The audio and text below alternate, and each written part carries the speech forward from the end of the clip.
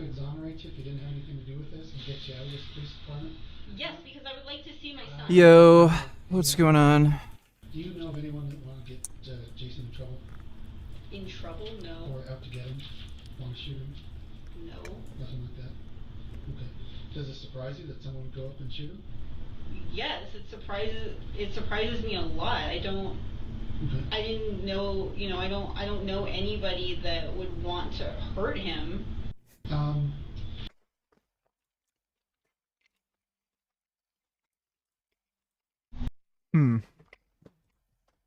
That one looks interesting.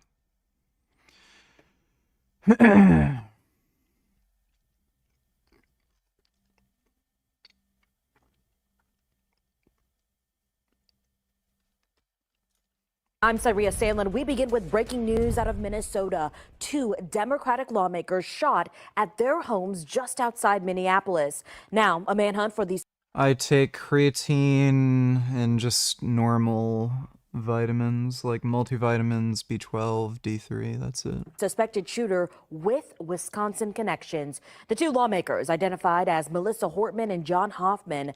Hortman and her husband died in their home early this morning. Minnesota Governor Tim Walz says he is cautiously optimistic Hoffman and his wife will survive. We're also learning more about the suspect, police identifying him as 57-year-old Vance Bolter. Online profiles indicate he attended Cardinal Stritch University in Fox Point until 2016, getting 2 degrees, including a doctorate in leadership in 8 years at the school. Cardinal Stritch closed in 2023. Authorities say Bolter impersonated a police officer and even fired at police. They noticed that there was a police vehicle in the driveway with the lights, emergency lights on, and what appeared to be a police officer at the door coming out of the house. When our officers confronted him, the individual immediately fired upon the officers who exchanged.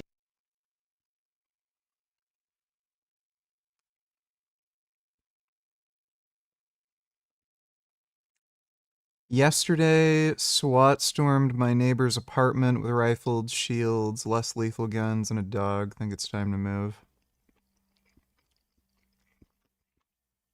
Well, I mean, if he's arrested, then I think you're fine. Changed gunfire, and the suspect retreated back into the home. Investigators also searched Bolter's car and found a list of names. Law enforcement sources tell ABC News the list included Democratic politicians in Minnesota at the state and federal levels. The FBI is now offering a $50,000 reward for information leading to Bolter's arrest. He's still at large.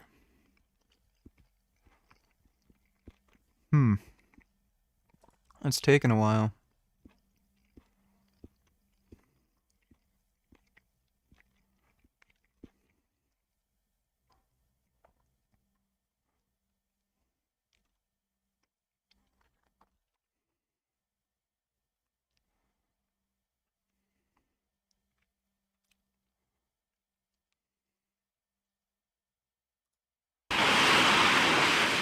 Why now? Israel's attack brings international condemnation and a conflict that could engulf the Middle East. U.S. President Trump repeatedly called on Israel to hold off while the U.S. held talks with Iran. As long as I think there is an agreement, I don't want them going in because I think I would blow it. Might help it, actually. No, haven't gotten tired of the tofu and lettuce. This analyst says that's why Israel moved now. I think this is taking aim at sabotaging the.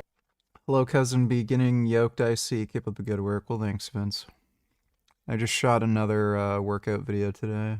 Diplomacy. The next round of talks was scheduled this Sunday between the U.S. and Iran. Israel believed more diplomacy would simply give Iran enough time to acquire several nuclear weapons.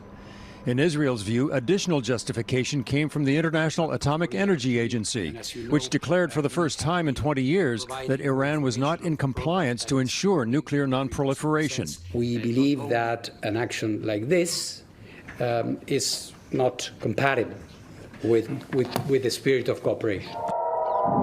And there were military incentives for Israel to act. Iran's allies, Hezbollah and Hamas, have been decimated by Israel, as Canada's former Chief of Defense Staff explained on Global's The West Block. Iranian proxies have been neutered. If you take Fastest man in the NFL, Tyreek Hill weighs in on speed versus Ashton Hall.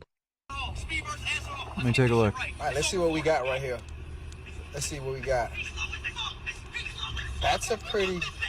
Oh, he's talking crazy. Speed actually won that? All right, I'm gonna give y'all a quick analysis on this. Speed is still by far the fastest streamer, but here's what I thought. If Ashton Hall loses a few more pounds, he could actually beat Speed. He could actually beat Speed. Like, he's just too swole, and also weighs more than, like, he's carrying he's too brolic. You know what I'm saying? He's running around looking like Crimson Chin, and that like, you're not gonna beat Speed like that. But I will say he has more power in his leg than Speed, and his drive phase was pretty good. So, Speed, man, you the man. But you still can't beat me and stop ducking me, dog. I'm waiting on my turn. I live in Miami just like you live in Miami. Let's go. Let's get this thing. If only IShowSpeed uploaded more content like that rather than promoting Chinese propaganda. Thanks for the donation though, Mr. Krabs.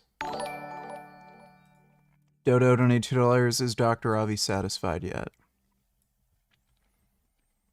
US rejects Netanyahu's request to join the war against Iran.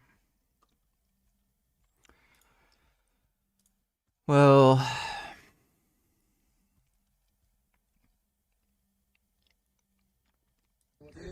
Jeez.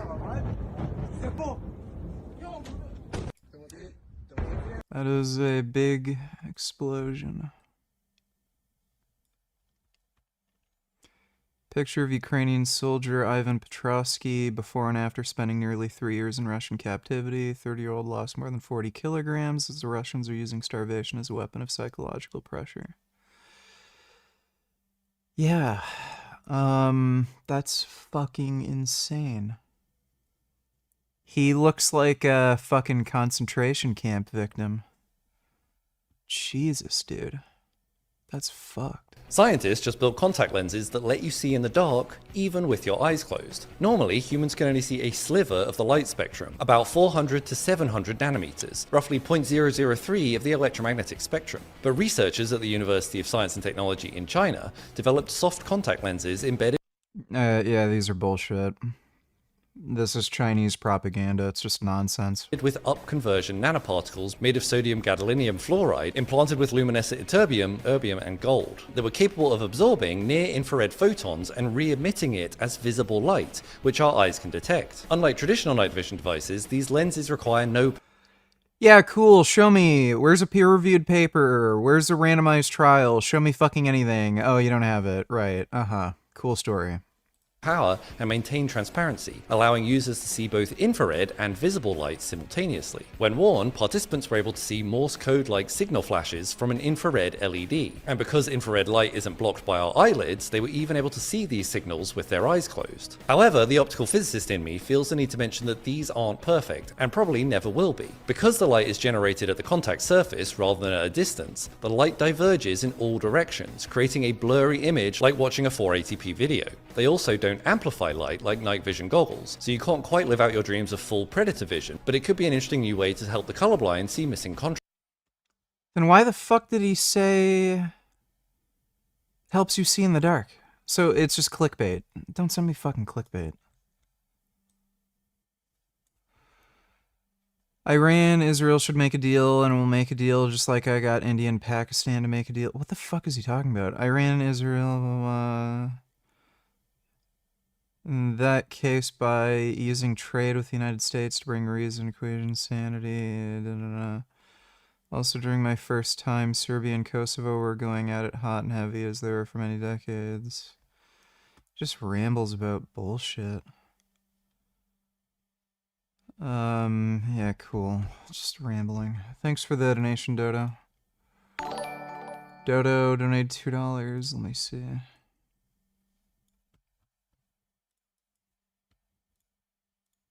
The fuck? Given the number of leaders we've taken out, couped, assassinated, overthrown in color revolutions, whatever, same effect, regime change, why not do that to Zelensky?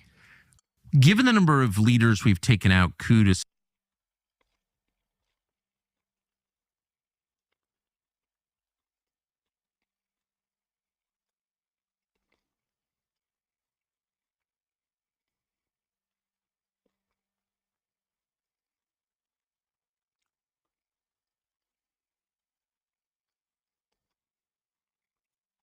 Did you know?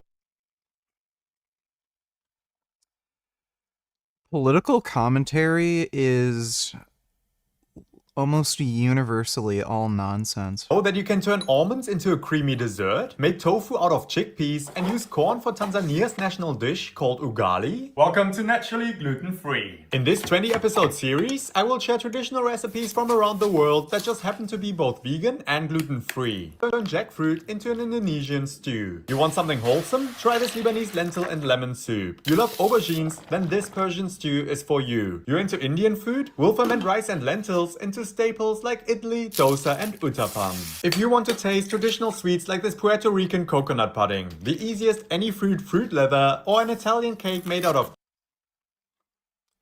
Those look nice.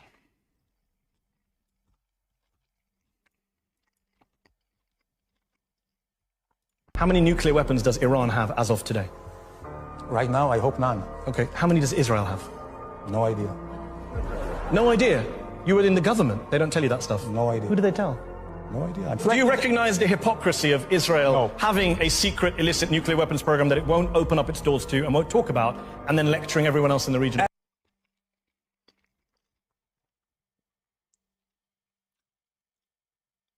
No one, like, you know, I'm just done. Because Israel having nuclear weapons is the same as Iran having nuclear weapons.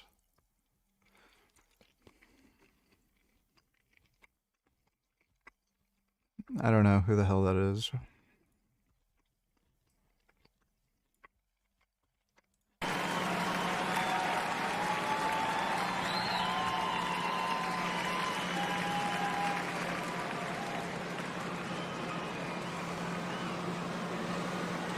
Special thanks to our sponsor, Coinbase.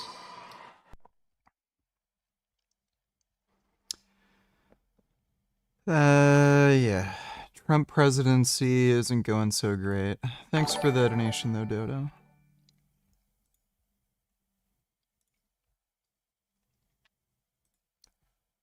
I already,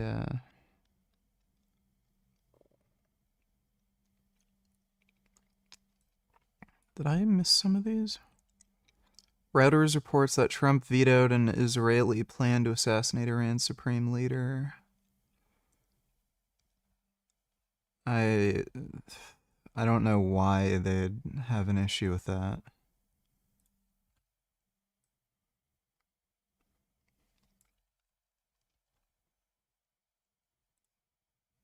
Oh, I see what happened. Рятувальники боролись з наслідками російського удару по Полтавщині, по Кременчуку. Yeah, Americans asked us not to strike Russia's energy infrastructure shortly after Russia launched a combined attack on our energy facilities. Yep. No shit. Oh, this Iranian cocksucking cunt. Really important. But how do you know that they have the top commanders have been killed? Are you denying the top commanders were killed? Oh, so you mean what you're referring to basically is an attack, an act of aggression, that they suddenly fire missiles at civilian targets at apartment buildings and slaughter people in those apartment buildings, slaughtering whole families. For you, that's targeting. That's a really sophisticated act. But if I can just ask. It's just nonsense. They were taking out a military target and they were high enough value to risk civilian casualties. Excuse me. Have military facilities been hit? Have nuclear facilities been hit? One of the buildings that had some of these commanders, one or two of these commanders, was a large apartment building where they killed everyone, 60 people, 20 children. That's not important for people like you, but that's important.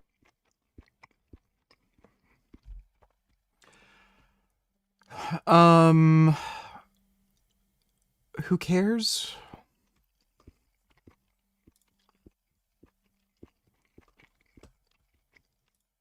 I'm getting kind of fed up with the, like, insane brain-dead political takes from fucking everybody. Kamala wins, only death and destruction away because she's a candidate of endless swords. I'm a candidate of peace. Trump continued, I am peace. And what's this crap? Iranian flights are taking Iranian regime officials and their families to Russia, join Assad.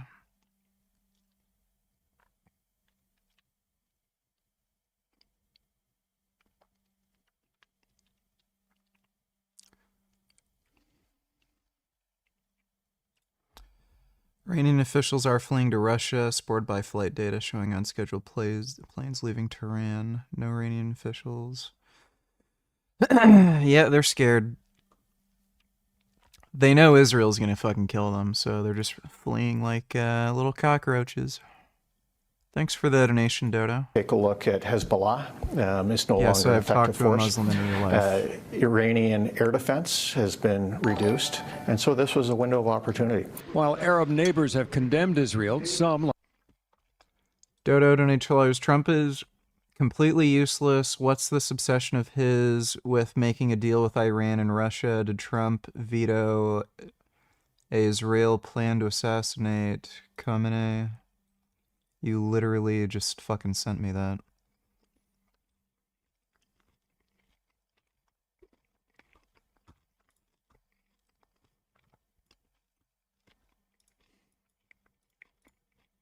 You see this? I went through this report for you. From the United Nations about Uganda's involvement with the M23. This report was released back in December of 2024. And as you know, we've been talking about Rwanda's involvement with the M23. Let's talk about Uganda. So Uganda has a complicated relationship with Congo.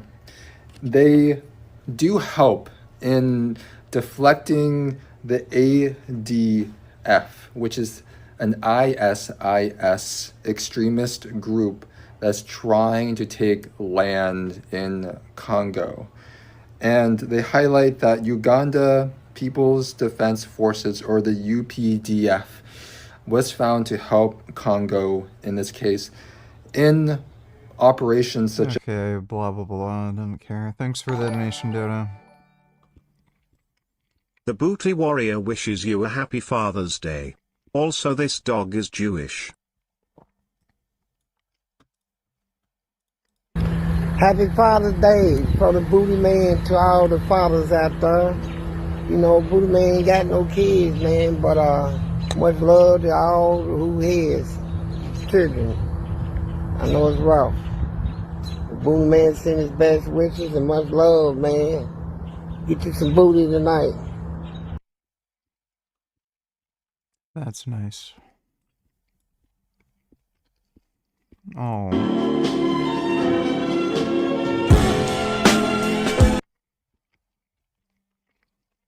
I don't know if that dog wants to be Jewish. Maybe he does now. Thanks for the donation, nigga.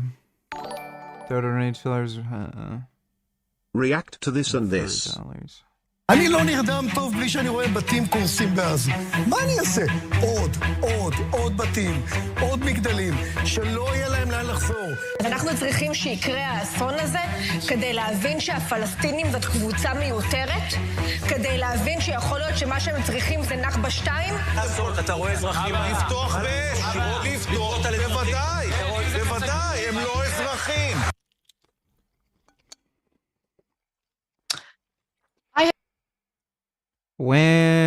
So we're just gonna whine and complain about, I'm assuming, right-leaning Israeli political commentators. Okay, I don't care. They can cry all they want. Israel's war on Gaza appears to have some devastating impacts on businesses in Israel, because new data that's been obtained by Dropsite News has shown that they're actually having a much harder time finding customers compared to, you know, how they were feeling back in 2023. I guess it's a good thing to her that people are anti-Semites. Okay, that's wonderful. Certainly after. Thanks for the donation, Dodo. Like Saudi Arabia may see positives without saying so. None of the neighboring countries, of course, want Iran to have a bomb. That's for sure. So they'll be saying one thing, but they'll be... 21st, $22. Let me see.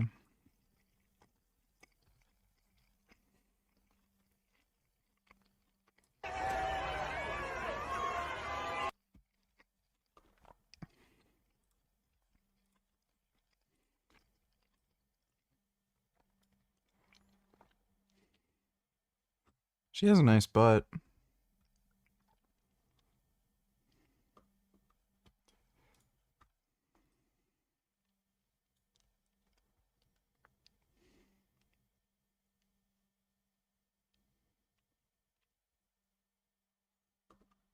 Okay. That's great. Probably quietly saying, well, thank goodness they're putting that day off. They made sure that that's not going to happen anytime soon. The attack also diverts attention from Gaza. Israel has few friends when it comes to its devastating bombing in that territory, and yet there is tacit support in its standoff with Iran.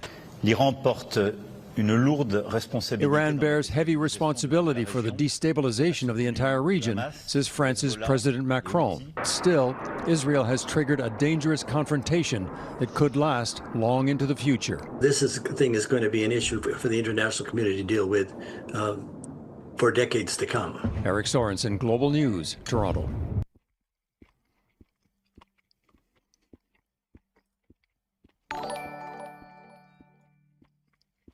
What did you do during a ride or blogs? In today's episode, I want to talk to you about what's happening in the economy in Russia, and specifically to talk about the Russian prison system. Now, prisons all across the world are struggling with increasing prisoner numbers, overcrowding, and funding issues. And over the last 20 years, there has been more than a 30% increase in the number of people being sent to prison. This is a major issue in most countries.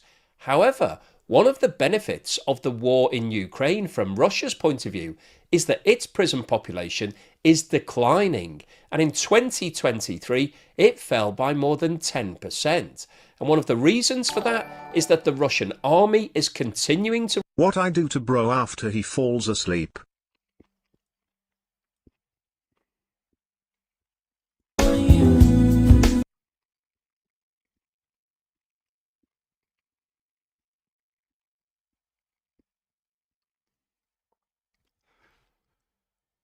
That's weird.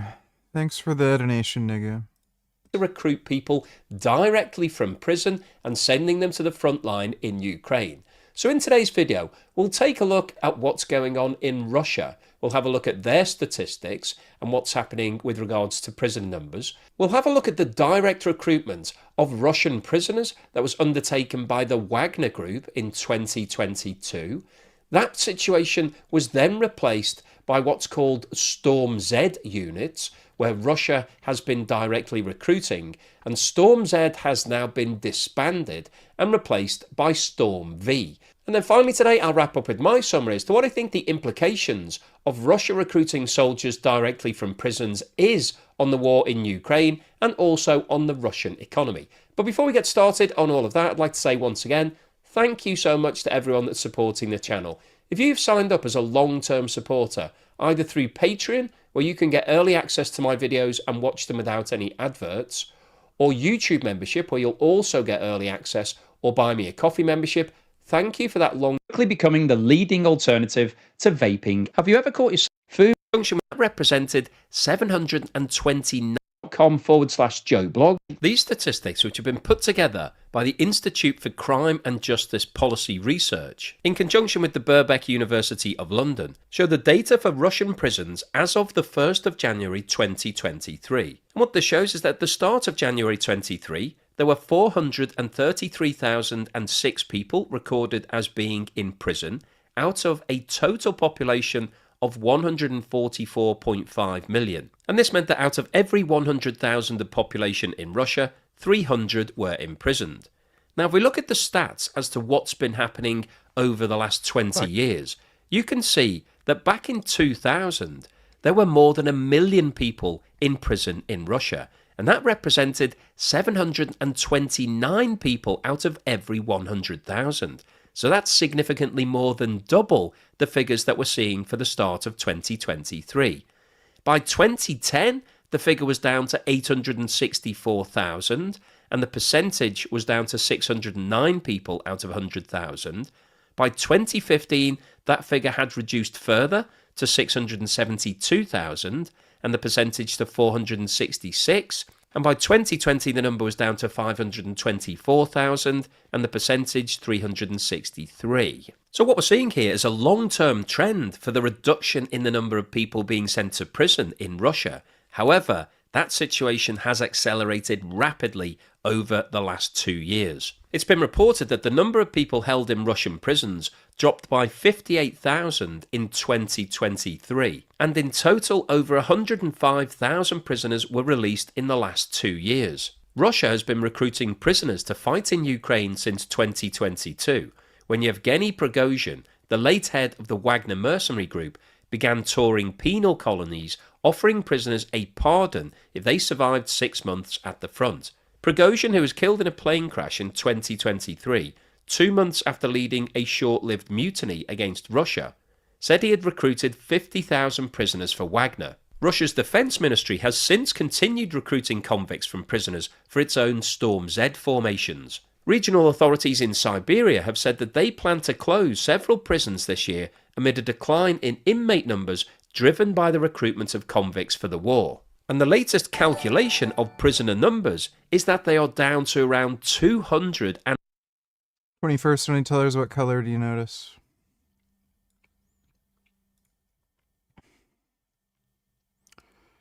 Yeah, I'm not gonna play that on stream, especially since kids in the video.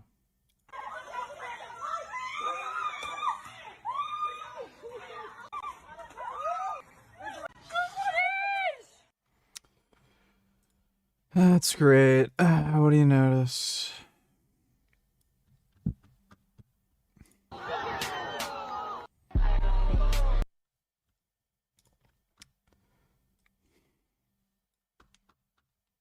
Copy this race or that race. It's not a copy. That's the thing. We can do it all. We can do it all. Because that's what's great about us. We can do it all. That's about the white people that try to wear braids. Like white people try to be like us all the time. Exactly. Exactly. Like all black. It's not. And it's because they take our music, they take our styles. They want to be black, but they don't want to be black. The fuck, baby. Every over, just like black men.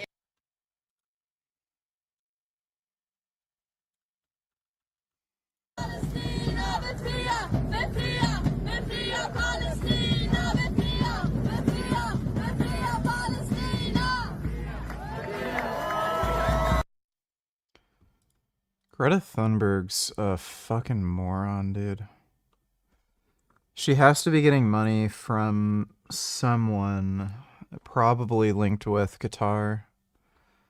Thanks for the donation, 21st. And 50,000, according to calculations by independent media.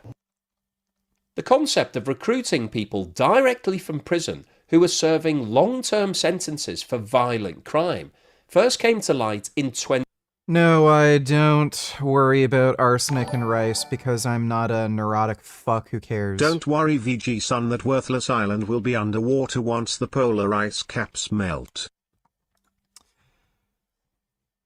Hopefully they don't ban V8s and we can accelerate that process. Thanks for the donation, Dodo.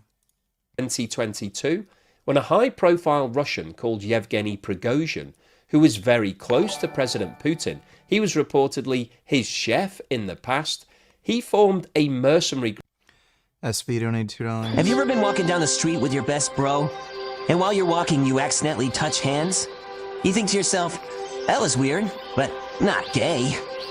You are. You are gay.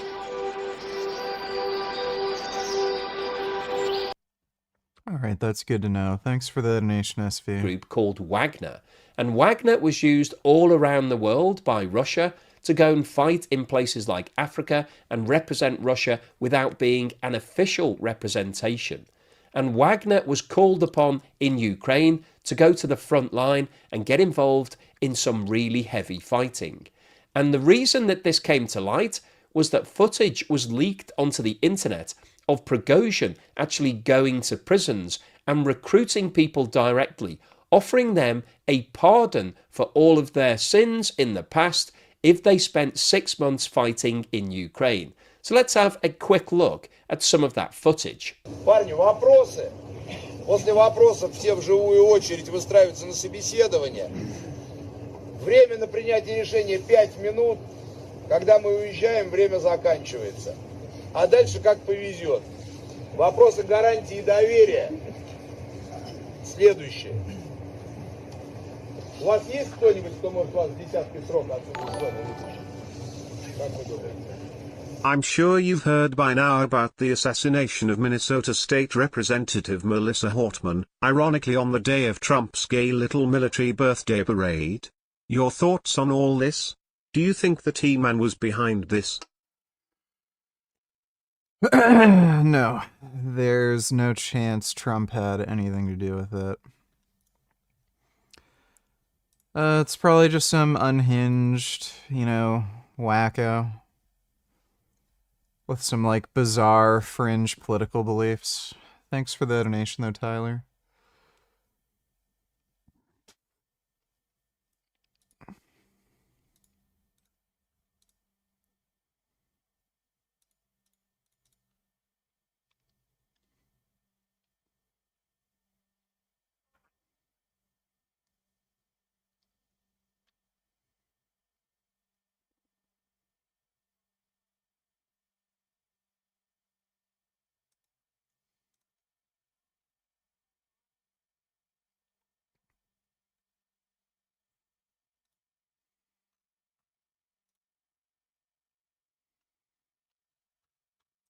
Есть двое, кто вытаскивает.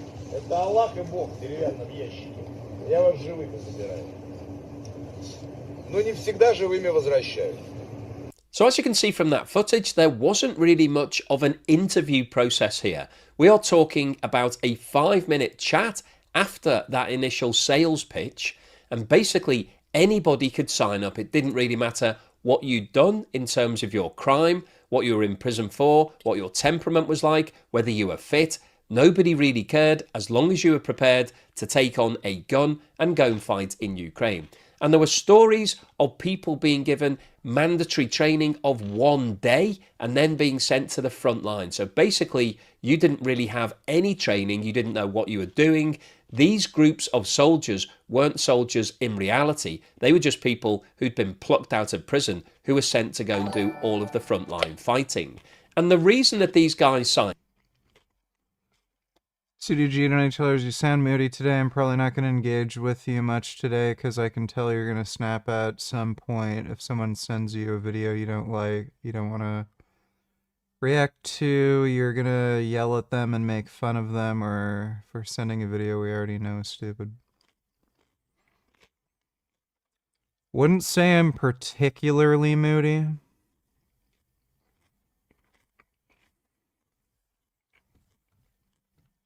How about this? I promise to not act like a jackass. Thanks for the donation, CDG.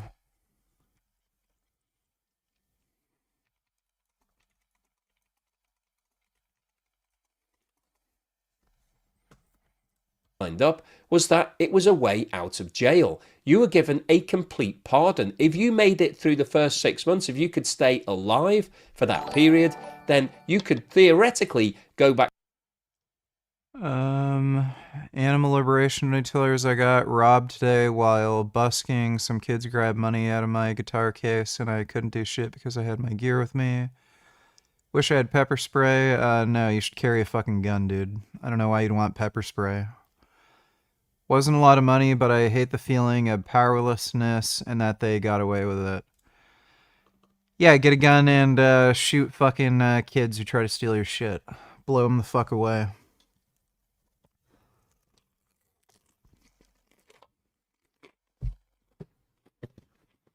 Why in the fuck would you ever want pepper spray? And for something like that, pepper spray isn't going to do anything. You'd at the very least want, like, a taser. But yeah, have a gun. Shoot him. I'm in Massachusetts. Dude, I can't carry a gun here. Oh, wow. That's fucking gay. Yeah, I'd carry a taser. Like, if you're specifically doing it so that somebody can't run away from you, then I'd get a taser. Otherwise, if you're just worried about getting attacked, I'd use pepper spray. Thanks for the donation, though, Animal Liberation. Dodo Donatellers, which kind of videos give you more brain cancer right now? Pro-Russia retardation or pro-Iran retardation? Which can't you stand more?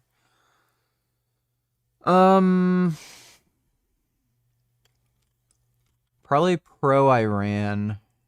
That's, I think, a bit more frustrating. Thanks for the donation, Dodo. Back to Russia, you would have a complete clean slate. It was like none of your crimes ever happened. You could go and get a job and return to life as normal. And also, one of the reasons why they were being recruited was that they were being offered huge salaries and signing on fees, and potentially money was going to be paid to your family if you died in battle. So all of this was highly attractive from the prisoner's point of view. However, in terms of what the use of those prisoners was when they actually got to Ukraine, it was limited. And there were lots of reports of these troops actually being wiped out because they didn't have the training. They were potentially turning around and fleeing from some of the active battle because they weren't soldiers. They didn't have that same temperament. They were just people who'd been thrown into the firing line. So this didn't really prove to be a highly successful strategy from Russia's point of view in terms of creating really strong soldiers.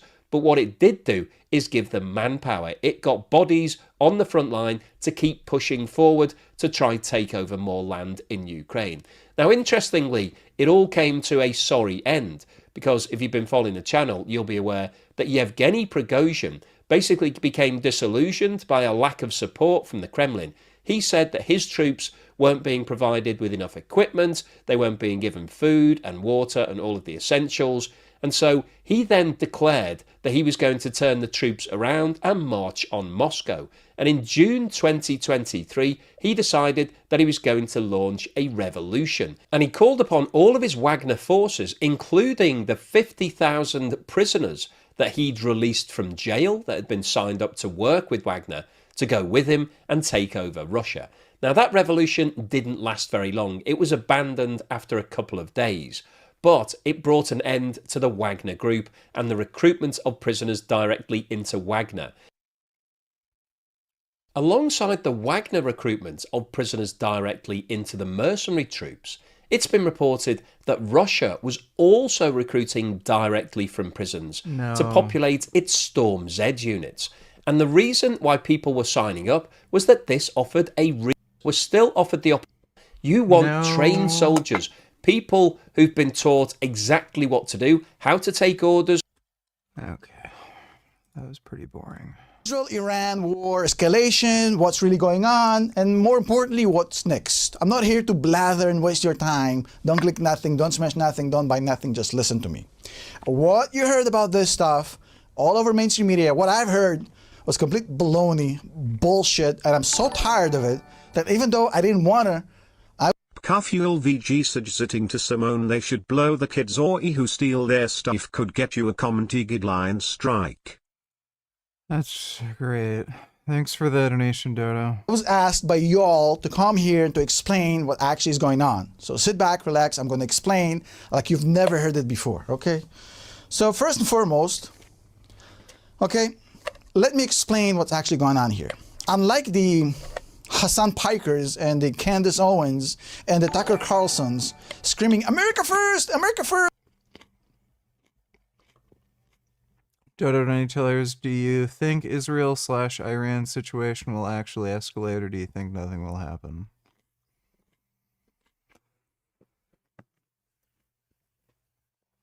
It can't really escalate. Iran doesn't have any allies, and they're massively low on ballistic missiles, so... And they also don't have nukes. So I don't know how the fuck it could escalate.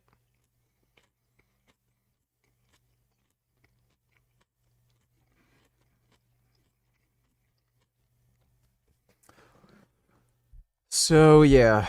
Thanks for the donation, though, Dodo. No, I don't wear watches.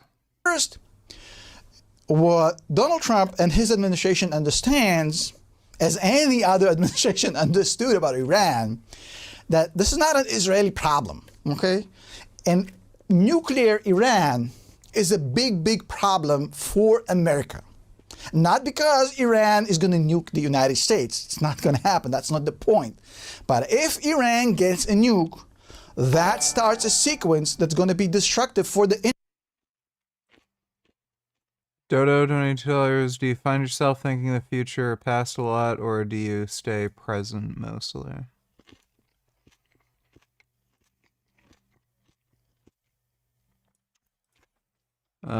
I guess I'd say I mostly stay present.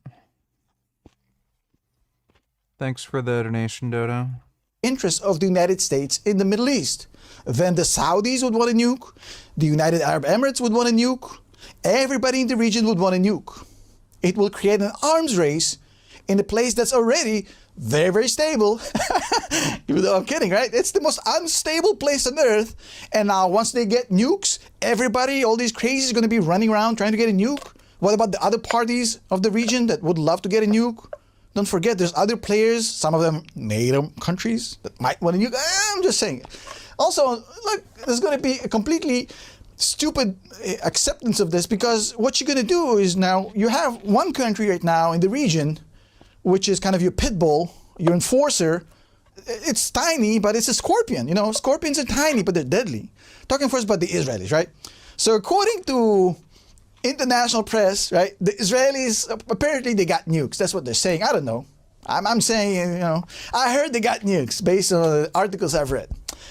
So if that's indeed the case, and if they do have nukes, well, by allowing their arch nemesis, the Iranians, to get a nuke, you eliminate your biggest ally in the region of regional dominance. That's shooting yourself in the foot.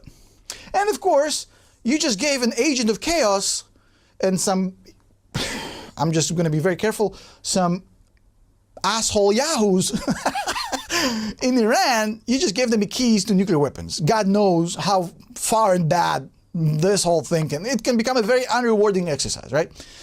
Plus, you have the whole thing with Russia and China. By the way, Russia and China would also prefer that if Iran didn't have a nuke, but that's a whole different story, right? But basically, nobody wants Iran to have a nuke except Iran, right? So Trump says, look, folks, let's negotiate, right? He fully knows that that negotiation is not going to pan out. And he says, look, you got 60 days to figure this out. The Iranians thought it's going to be the same playbook as before. We're going to drag it out, et cetera, et cetera. But Trump says, look, you got 60 days. So the Iranians say, well, yeah, sure. And they said, look, I got a pit bull right here. It's my Israeli pit bull. His name is Benjamin Netanyahu. This guy's crazy. I don't know what he's going to do. I don't know. And then the Iranians are like, yeah, whatever, bro. You're not going to do nothing. You're not going to jack shit. So Trump says, look, folks, if we don't get a deal in 60 days, I'm going to use the pit bull on you. And the Iranians laugh it off, and then Trump releases the grip, and the pit bull goes and gives a huge bite to the huevos of Iran, like.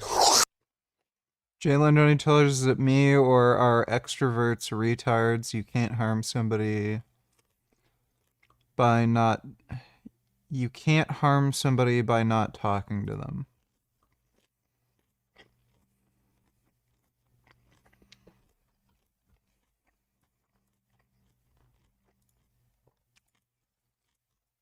I mean, on average, I'd say extroverts are generally dumber. Why do you think JFK was killed honestly? I heard it was because he would not give nukes to Israel, and I also heard he wouldn't start a war with Cuba or Vietnam. Tell me your honest opinion or greatest theory. Well, wasn't he killed by Lee Harvey Oswald because Oswald was basically a Russian agent?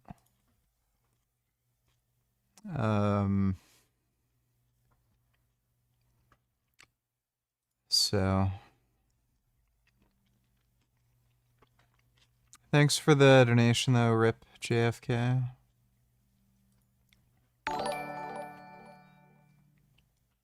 I am close to benching 405 pounds, and I have gotten very close to reaching that milestone in the past, but every time I get to around 380 I tear my pec again.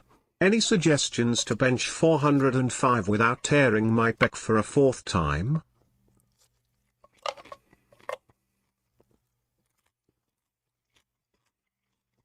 Yeah, try to do as little volume as possible. Do the minimum amount of volume to still make progress.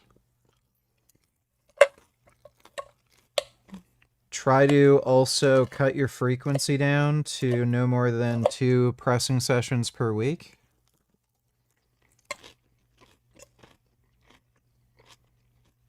And if that doesn't help, I'd consider taking peptides like BPC 157 or TB 500.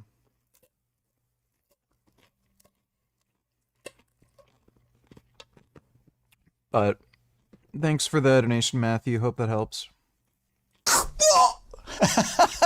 And now we got the pit bull sitting on the huevos of Iran. Literally. Take out their entire fucking air. There wasn't more than one shooter. Air defense system.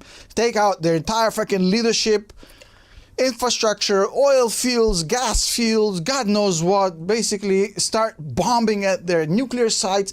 I mean, Israel is literally right now, they've turned the sky of Iran. They can literally fly a freaking El Al jet over there and drop off passengers. There's nothing that's stopping them. So Trump is saying, let these guys duke it out, right? Let's see what happens. Let them kind of hit each other in the face until they're blue, both of them bleeding, etc., etc.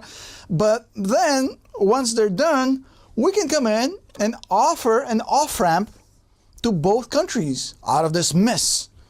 We can give them a deal which works based on parameters of how good the Israeli attack is.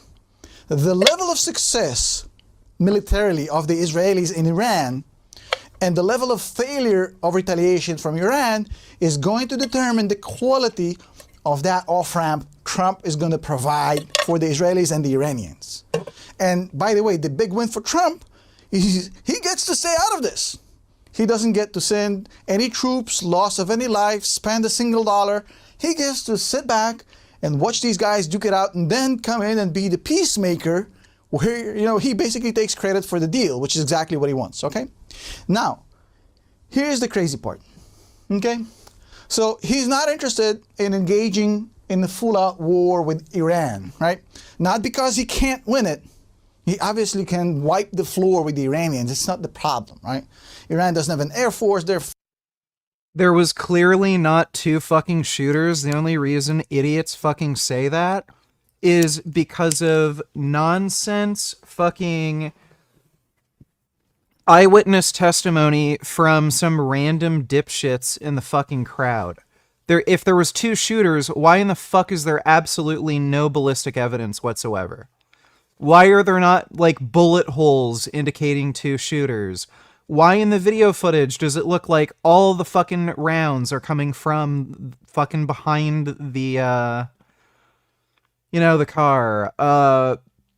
Why aren't more fucking bullets or bullet fragments found? Like, the only reason people fucking claim that is because of just some eyewitness testimony.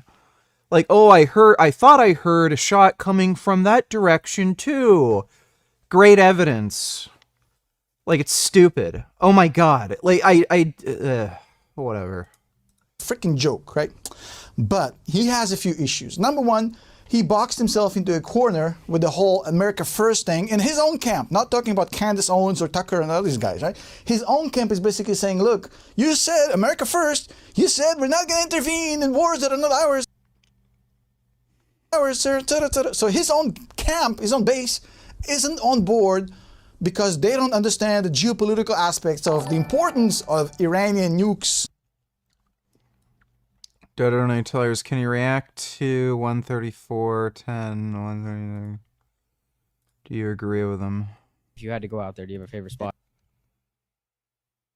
134.10.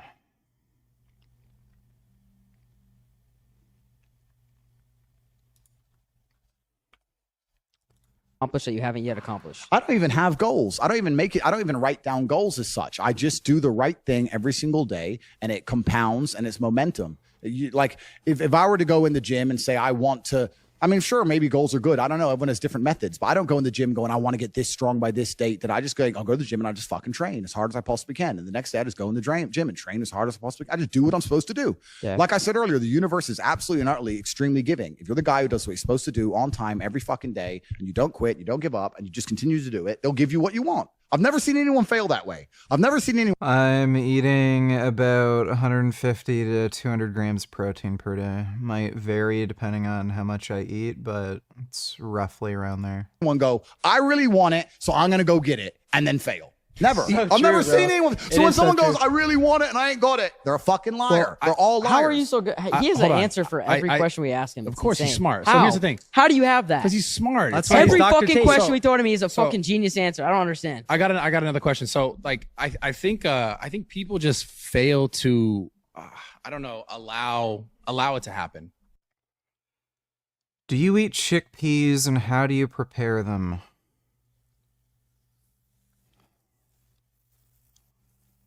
Buddy, they're fucking chickpeas.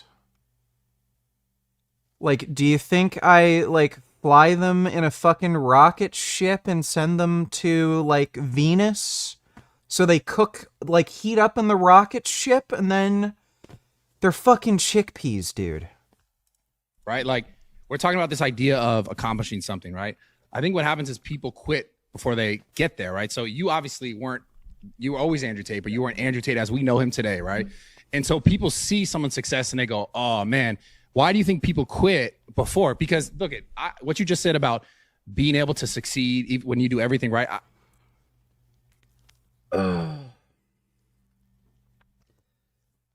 It is incredibly fucking easy to replicate the JFK assassination. You do not have to be a very skilled shooter. So there was a false report that got put out saying he shot like 3 rounds in like 5 seconds or something fucking stupid. He didn't. You can literally watch the assassination footage. The time in between shots was pretty substantial. It was like double or triple what was originally reported. And I think there was a whole news segment a while back where they replicated the thing. It's very easy. Just about anybody could fucking do it. It wasn't very far, and the space in between each shot was pretty long. So that's just all horse shit. So again, that like corroborating evidence that, oh, he shot too quickly for it to only have been one shooter, that was based on, like, again, just a false report. So there weren't 2 shooters. That is just one of the stupidest fucking pervasive myths that just irritates the fuck out of me. Like they're bullets, dude. They'll go through someone's head and then hit something else. Why didn't they recover more bullets or bullet fragments? Why aren't there more, like, bullet holes in the fucking car? Like, it's just stupid. I know I felt ways in my life when I did everything right. I did everything right, and I still got shit on, and I still got shit on, and I still had setbacks, but I just kept going, right? Have you ever in your life felt at a point where you felt like, damn, I'm getting shit on, even though I know that in my heart I'm doing the right things? Yeah. Oh yeah. What were those like? Yeah, completely. And I mean, like, I've lost fights or something, and you're like, I fucking trained so fucking hard, and I was winning every round, and I just got caught. And like, there's times where you feel like shit completely. What about taking advantage of by like people or like business partners or friends or? Yeah, I mean, that kind of thing's happened as well. But I've never seen somebody who loses faith in themselves end up succeeding. You have to keep the faith in yourself. If you see somebody who is George, sorry, one second. I mean, Tate's advice there is just fine. I don't really have any big disagreements with anything he said. To U.S. interests, because it's complicated, right? So there's a political issues. Plus, the Saudis and the UAE, one of his biggest allies in the region, they're not interested in the United States attacking Iran, because the moment the U.S. attacks Iran, the first thing that's going to happen is Iran is going to retaliate and bomb the oil fields of Saudi Aramco, which they've done before. Also, U.S. bases in the region will be impacted. They will be attacked by Iran, which just basically means more loss of life, right? And there's also the matter of questionable success. I mean, Trump doesn't believe, I think, that he can fully 100% eliminate the Iranian nuclear program, right? It's buried so deep, it's so far gone. I don't think he has certainty that he can pay all these prices and get 100% success here. So he's not sure. It's like, why would they risk all of this for a questionable result? And also, there's of course the risk of expanding this war into World War III with everybody else jumping in. So it's like, okay, there's a better way to handle this, right? So here's the thing right now, okay? So far, the Israelis get a complete A+, right? It's probably one of the most impressive military campaigns we have seen in modern history. This thing is way more impressive than the beeper stuff they've done with the Hezbollah in Lebanon. This is probably one of the most logistically complex operations they've ever done, and they get a total A+. They've annihilated the air defense systems. They took out all the command chain, strategic assets, etc., etc., etc. And they're literally walking in there every day and just bombing strategic assets, right? Iran is shooting ballistic missiles over civilian population centers in Israel. They're basically bombing buildings and killing people. But it's a limited so-called success because they're not hitting anything important. It's not strategic. It's just painful for the Israelis, but nothing strategic has been hit, right? And also the Iron Dome and the Arrow system, they're basically shooting down a high percentage of these ballistic missiles. So the success is very, very, very limited. So we have a high degree of success for the Israelis and a very limited success for the Iranians so far, okay?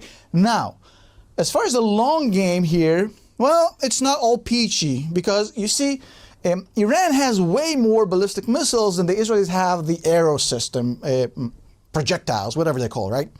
So the Israelis are shooting, 1 or 2 arrows per each ballistic missile. Iran is shooting 50 to 150 every day. So at some point, there is a question of capacity, how many arrows the Israelis have. And at some point, the Iranians are saying, well, you're going to run out of these suckers.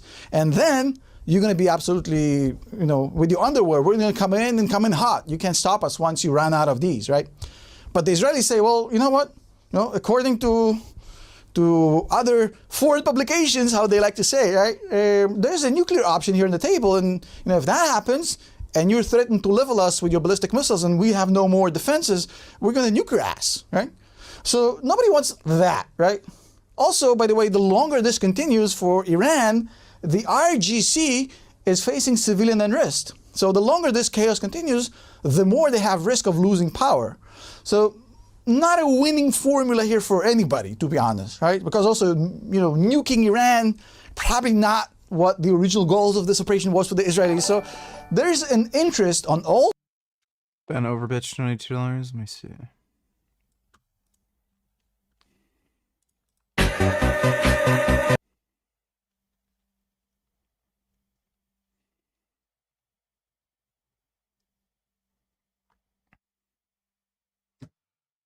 Russia is also racially homogenous, and there's tons of violent crime in Russia, so...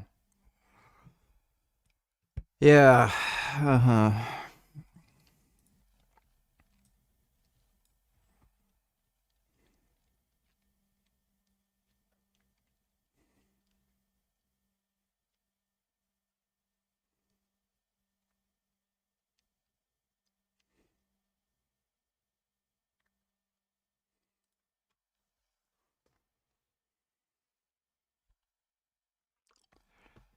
Oh, it's a monkey. One thing that the blacks have done to make America great again. Shalom.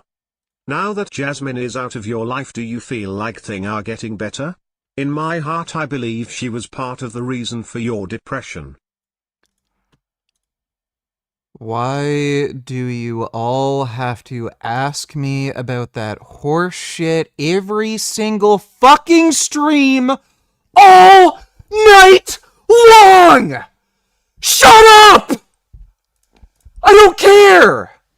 to enhance the country for all people. We had Obama for a little bit, and look what a mess he made. We're more divided today than any other time in the history of America. And I grew up in Alabama. I grew up on a plantation. My parents worked that plantation, and blacks were way better off then than they are today. I remember blacks only bathrooms, and whites only bathrooms, all that kind of stuff. But blacks were more independent. They did not have black leaders. The civil rights movement was the worst thing that ever happened to the black. Back then, they were independent thinkers. They treated each other the way that they would like to be treated. They knew that was a spiritual battle. There was no such word as racism. Tell me one thing that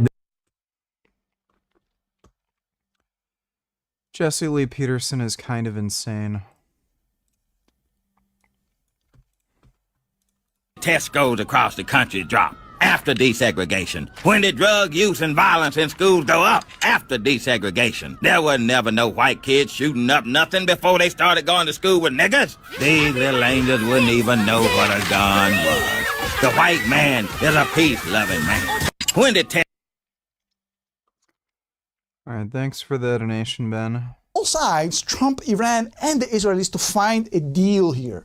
But based on what happened the past few days, the Israelis and Trump improved their leverage dramatically from what was the situation just a week ago, right? Obviously, Trump's he wants to win.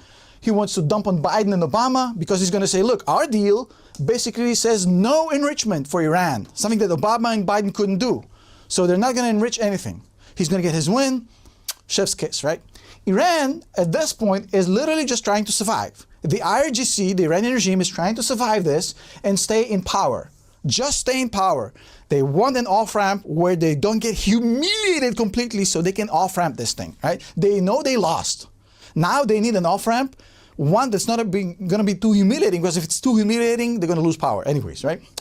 The Israelis are basically saying, look, we need a few things. Number one, you guys can't have nukes. Trump's going to take care of that with the no enrichment, no problem, right? But also, because of what they've done over the past few days, they've bought themselves a new leverage, which they didn't have. Basically, now the Israelis can say, no more ballistic missiles for you, because we've seen what you guys are doing with your ballistic missiles. You're literally firing at civilians. So no more ballistic missiles. That's a new thing that the previous deal should have never had. But now the Israelis and Trump are going to push the Iranians saying, look, you can't have ballistic missiles because you're going to basically do this again. No bueno, okay? No nukes, no ballistic missiles. Essentially, demilitarization, because Iran also doesn't have an air force to speak of. And I think the Israelis have done enough to get this done. I think that they've also done enough to deter any potential countries that thought about fucking with the Israelis with what they've done. But mainly, the biggest win for the Israelis has nothing to do with Iran. The biggest win of what happened over the past few days has nothing to do with Iran. It has to do with a completely different thing. And that thing is called, I'll see if you guys can guess, the Abraham Accords, okay? What happens with this M?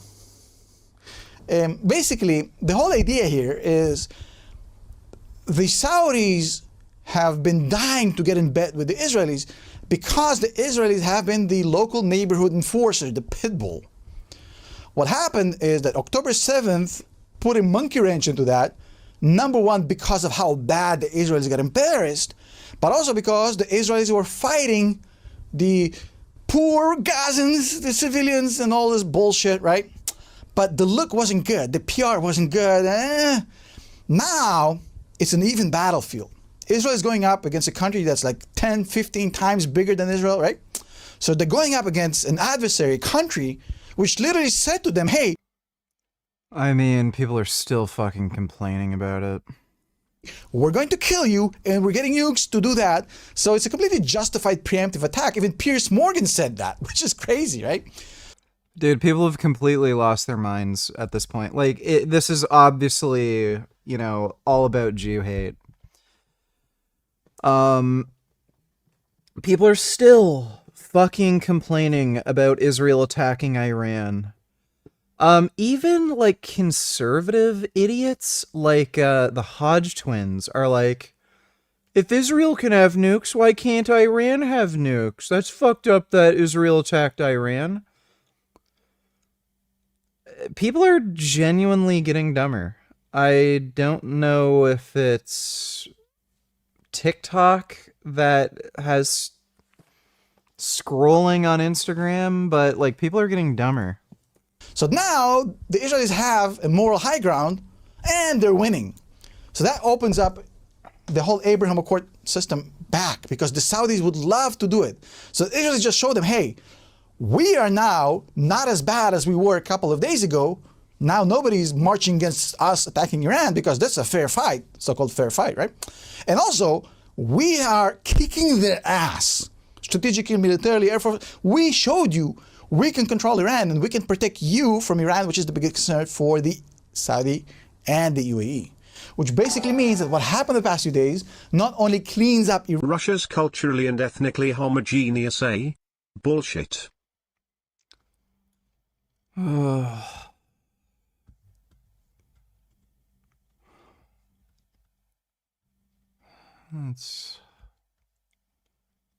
That's great, dude.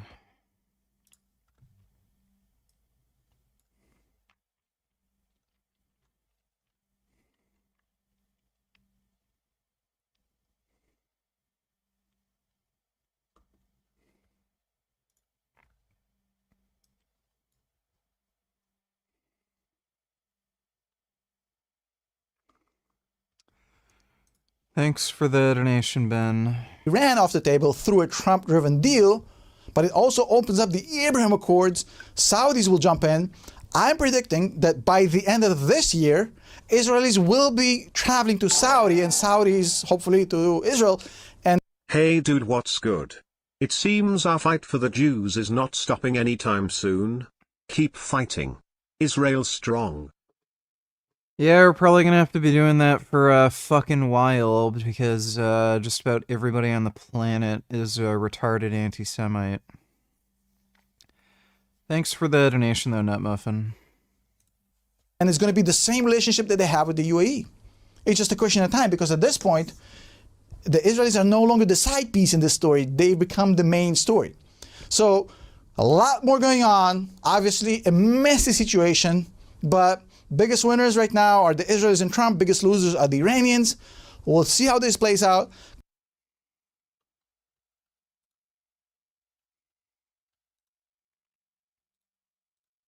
Is probably bulk through winter, cut through spring, and maintain your new lean body a little up and down here and there during the summer. He just proved my point. Thank you, Mike. Thank you, Greg. This is... It's Ramsey Dewey over here in Shanghai, China. Welcome to this edition of Q&A with the Coach. This one was a rhetorical question posed by an angry man who left me some angry comments. Looked like he wanted to start a fight.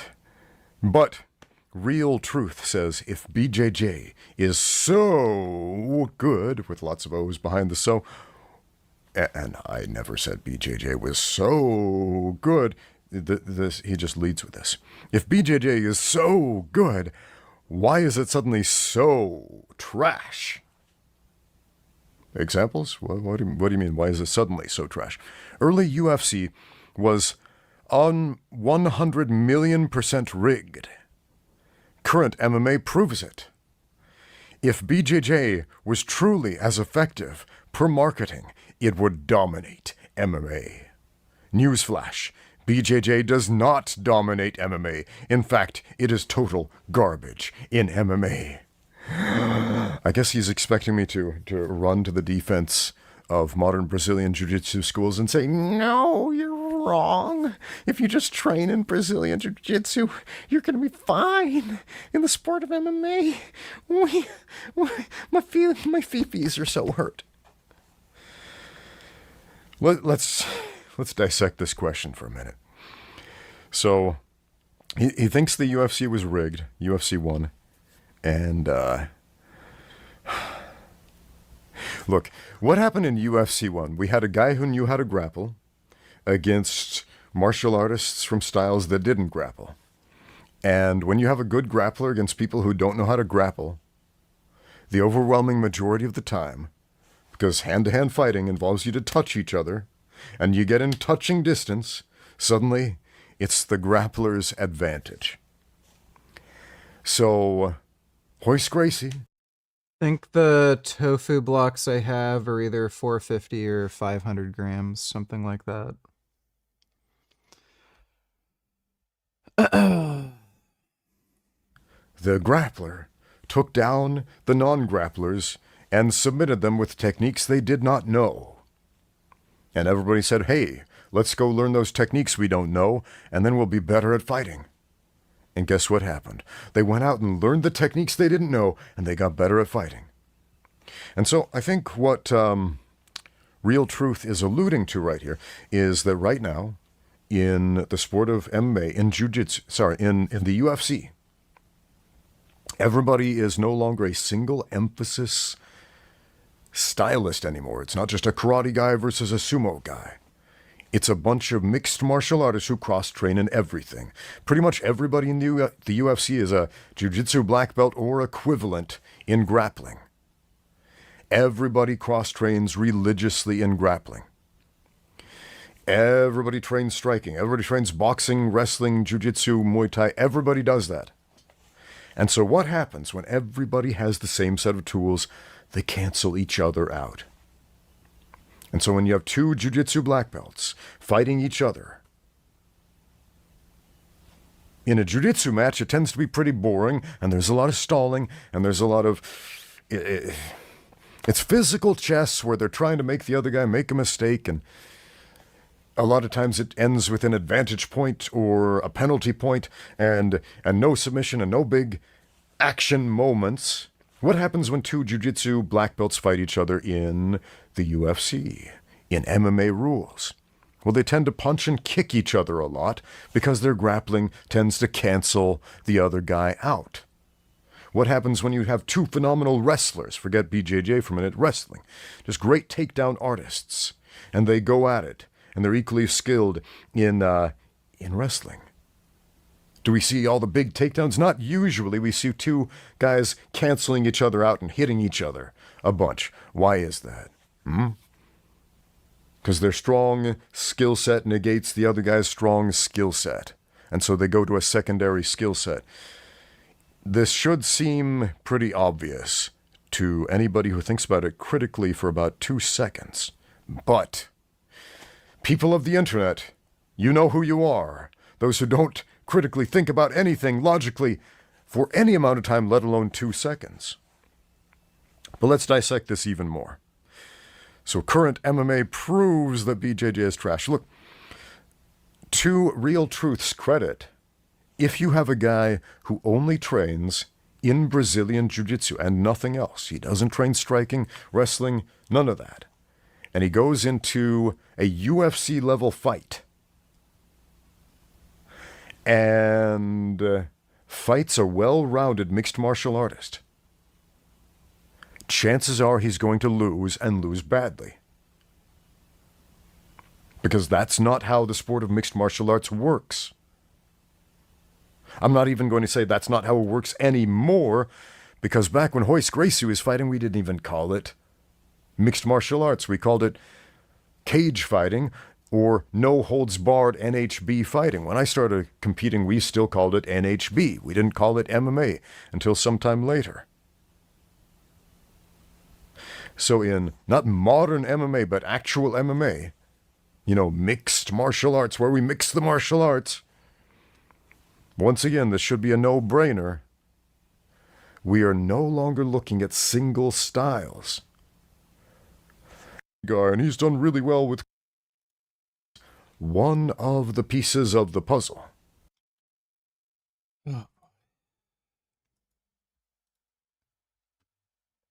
How the internet is breaking our brains. Increasingly worried that we have effectively rendered ourselves ungovernable based on the way we have shattered the information landscape. This is a consequence of hyperconnectivity and stunning ease of communication. You can just go down a rabbit hole and find endless confirmation that's fairly anonymized. We have to ground our perception. Part of that, I think, is the consequence of the fact that we have to ground our perceptions in an axiomatic framework. And this has been my concern with the primacy of the story right from the beginning. And I think the deeper question is, is there some necessary structure to that fundamental axiomatic framework? The postmodernist claim was that the fundamental postmodernist claim is that there is no uniting meta-narrative, right? We live in the postmodern world now. The postmodern world is a place of local truths. And the French intellectuals, they not only decided that was necessary and an improvement. And now we see the consequences of that. We're in a landscape of infinite narratives. And the question is, how do you define a rank order of narratives such that some are valid and some are invalid? To your earlier comment about the world against the Jews, so to speak, I don't think things will ever be settled by many, especially since the Jews killed our Lord and Savior Jesus Christ. I can forgive, but I'll never forget that what they made Pontius Pilate do. Well, that's great. Thanks for the donation, Ben. The idea of misinformation is obviously predicated on the notion that certain narratives are invalid. And that seems self-evident to me. I wouldn't exactly call myself a fan of the direction that Candace Owens has decided to walk down, but I'm not going to say anything more about her. And so, what I've been trying to struggle with is, and this has been the basis of many of our discussions in the final analysis, is what is the proper grounding for a narrative framework? And my understanding of your position is that that's why you've turned right from the beginning to the world of objective fact, so to speak. But the problem is that there's a lot of facts, and which ones to prioritize and which ones to ignore is a very thorny question. And, one of the things you referred to obliquely was that, well, when you and I were young, because we're about the same age, I think you're 4 years younger than me, we had narratives that united us as a culture. There was there were fewer people. There was more ethnic homogeneity, at least in the local environments in the world. There were information brokers that were extraordinarily powerful. The universities, the newspapers, the TV stations, the radio stations, and they weren't very easy to get access to, and they had gatekeepers, and at least some of the time, those gatekeepers seemed meritorious as well as arbitrary. And, it could easily be that the fragmentation of the landscape is a consequence of technological revolution, and also perhaps of you had pointed to the irresponsibility of the participants in that landscape. I think it's also, or even more primarily, that they're No, I didn't try the Gears Reloaded beta. It's coming out in August anyway. Flooded with information and finding it very difficult to keep up. Well, they're also just not disposed to function by the old norms that the gatekeepers, for all their faults, they had standards, right? The New York Times but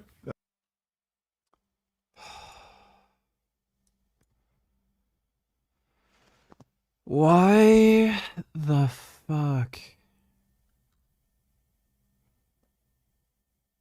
did Sam even agree to do this? Oh my god, it's just Jordan Peterson rambling about how everyone he knew used to agree with him.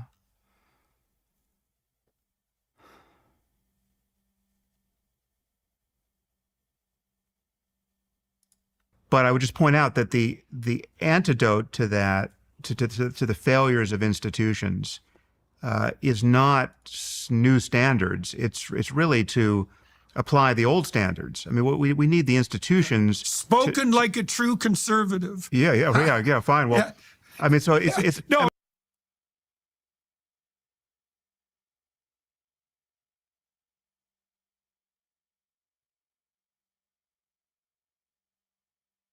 No, but right. the antidote to failures of science, say, or scientific fraud, is not something other than science. It's just more science, real science, good science, scientific integrity, and so it is with journalism or any academic discipline or anything that purports to be truth-seeking. We have standards, and there's nothing wrong with our standards. What's dangerous about the current information landscape, where we have just this contrarian universe where anything that is outside the institutions is considered to have some kind of primacy, right? Where everyone is kind of a citizen journalist, a citizen scientist, where you just kind of flip the mics on and talk for 4 hours, and that's good enough. What that's selecting for are the people who have no standards to even violate, right? I mean, these people are incapable of hypocrisy. I mean, the one thing that's good about the New York Times and Harvard and any other institution you would point to that has obvious egg on its face at the moment is that at a minimum they're capable of being shamed by their own hypocrisy. And the people who aren't I would agree with you that there's been some institutional capture where we have people in those institutions who just shouldn't be there, right? Jack, Donny Tillers, hey man, really like your last video. Can you tell me what you mean by strength as a ruling force in the universe? Well, it's kind of obvious and self-evident. If you're stronger, you get to decide the rules. So, simple as that. Whatever stronger force there is, it overcomes weaker forces. So if you're bigger and stronger than somebody, you can beat them up, you can force them to submit, you can steal, do whatever the fuck you want. That goes for anything in any situation. If you're smarter, then you can fuck over somebody who's dumber than you. Gravity is a stronger force than, I don't know, electromagnetism. So, that's all it really means. So, if you're stronger, you win. Thanks for the donation, Jack. We would make that judgment, again, by reference to these old standards of academic or journalistic integrity. But Candace Owens just doesn't have that, right? And I'm sorry to beat up on her exclusively. I can move to other names if you want, but I mean, it's not. The reason that I'm not inclined to discuss her isn't because I agree with what she's doing. It's because I think the best way to deal with what she's doing is not to discuss. Notice her. Okay, but I could say the same thing about Tucker Carlson, right? And you might, whether you agree with me or not, this is my view of him, that he's not in the truth-seeking journalistic integrity business. He's got some other political project that entails spreading a fair amount of misinformation quite cynically and consciously, and smearing lots of people. And in the case of, I don't know how deep his anti-Semitism runs, but in the case of that particular topic, midwifing a very misleading conversation with an amateur historian who he considers the greatest historian working in America today, Daryl Cooper, the podcaster. And the opinion expressed, again, this is at the highest possible level in our information ecosystem, to the largest audience. Few historians in human history have ever had a bigger audience than Daryl Cooper had on Tucker's podcast, and then quickly followed by his appearance on Joe Rogan's podcast, right? And on that podcast, he spread the lie, the recycled, David Irving point that the Holocaust is not at all what it seemed, and you wouldn't believe it, but the Nazis really never intended to kill the Jews. They just rounded up so many prisoners.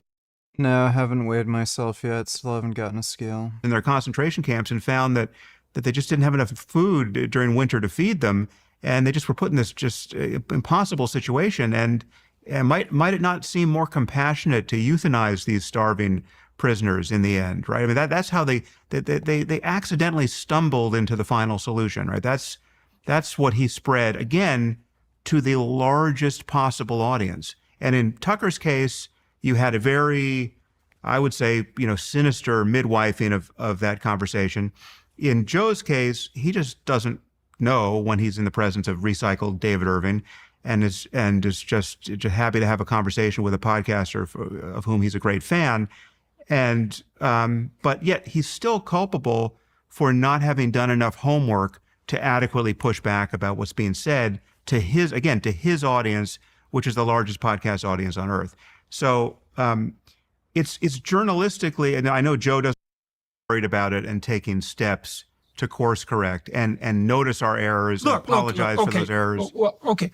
Well, let's also try to make a distinction here. You know, I mean, there is a distinction that's important to make between accidentally wandering into pathological territory, you know, and causing disruption because of the magnification of your voice. And there's a big difference between that and exploiting the fringe for your own self-aggrandizement. And there's plenty of the latter online. And I've been concerned for some substantial amount of time that online anonymity also drives that. I mean, you talked about the utility of embodied interaction in separating the wheat from the chaff, right? So one of the things you see online is, as you pointed out,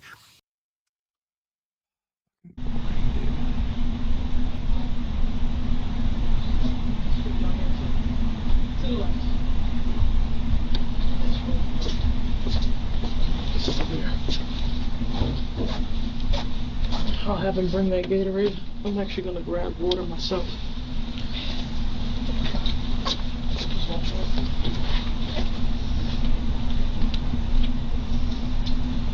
You want me to start?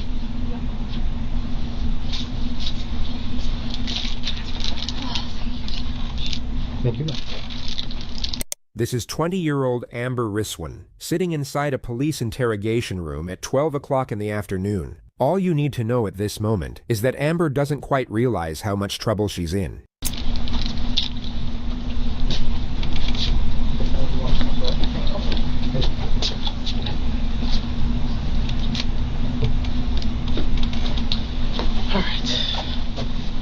Amber, is it? Okay. I'm Detective Edwards. I know we spoke on scene, and I asked you if you'd be kind enough to, come down here so that we could talk. Before we talk, I'm going to protect myself and protect you, okay? And I'm just going to inform you of your rights. You have the right to remain silent and not answer any questions, and any statement can and will be used against you in the court of law. All right, so, broad and general question, what happened? Take a deep breath. Okay. Last night was a culmination of things that had been going on for the past week and month or so. I've been there since January, and Blake had been progressively more aggressive towards me. He would make abusive statements. He would hold me by the wrists and shake me around. He spit in my face yesterday, and he would also have these angry fits of rage where he would start breaking things and throwing things around. And he even put a bunch of scratches on my guitar. And then last night he decided to buy LSD and was acting nutso. And then I laid down on the futon in the center living room, and Blake was starting to play around with the gun. And he was pointing it at me at this point. It was sideways. And so I grabbed it and I pushed his hand away. I grabbed it again and I let loose. Where'd you shoot him on his body? I think I shot him in his face. And why there? He was just there, in front of me. He was smothering me. So that was within my arm's reach, there was this much of him. I gotcha. And he started spilling the blood everywhere, and he came up to get me, and then that's when I cut him, because at that point I reached into my pocket, and I got my knife and I cut him. And then he opened the door, he got outside, and then he started screaming and saying help me, and then the other guard showed up, and he was threatening me. He kicked me, that guard that called the police. like they were being aggressive towards me too, and they thought that I was just some prostitute. I got you. So as he's crawling outside, what's going on in this moment? Are you behind him? Are you in front of him? I was behind him, and I was like trying to like get him back inside. That way there wasn't like some scene. Like I really didn't want to deal with people outside. Okay. You may have already noticed that Amber's interrogation won't require a whole lot of analysis. So for contrast, you'll be presented with 4 additional subjects with very different personalities, the first of which will begin right away. From what we could research about Ashley Benefield, she was an extremely talented dancer, able to confidently perform with natural poise in front of large crowds and sold-out theaters. But according to reports, her social presence was considerably more reserved, with people This video is 11 days old. Do we need to react to this? Like, yeah. We get it. Bad person did bad thing from 11 days ago. We get it. Do you need me to tell you for the 158,000th fucking time that we don't need to watch an 11-day-old video? Jackass. Thanks for the donation, 21st.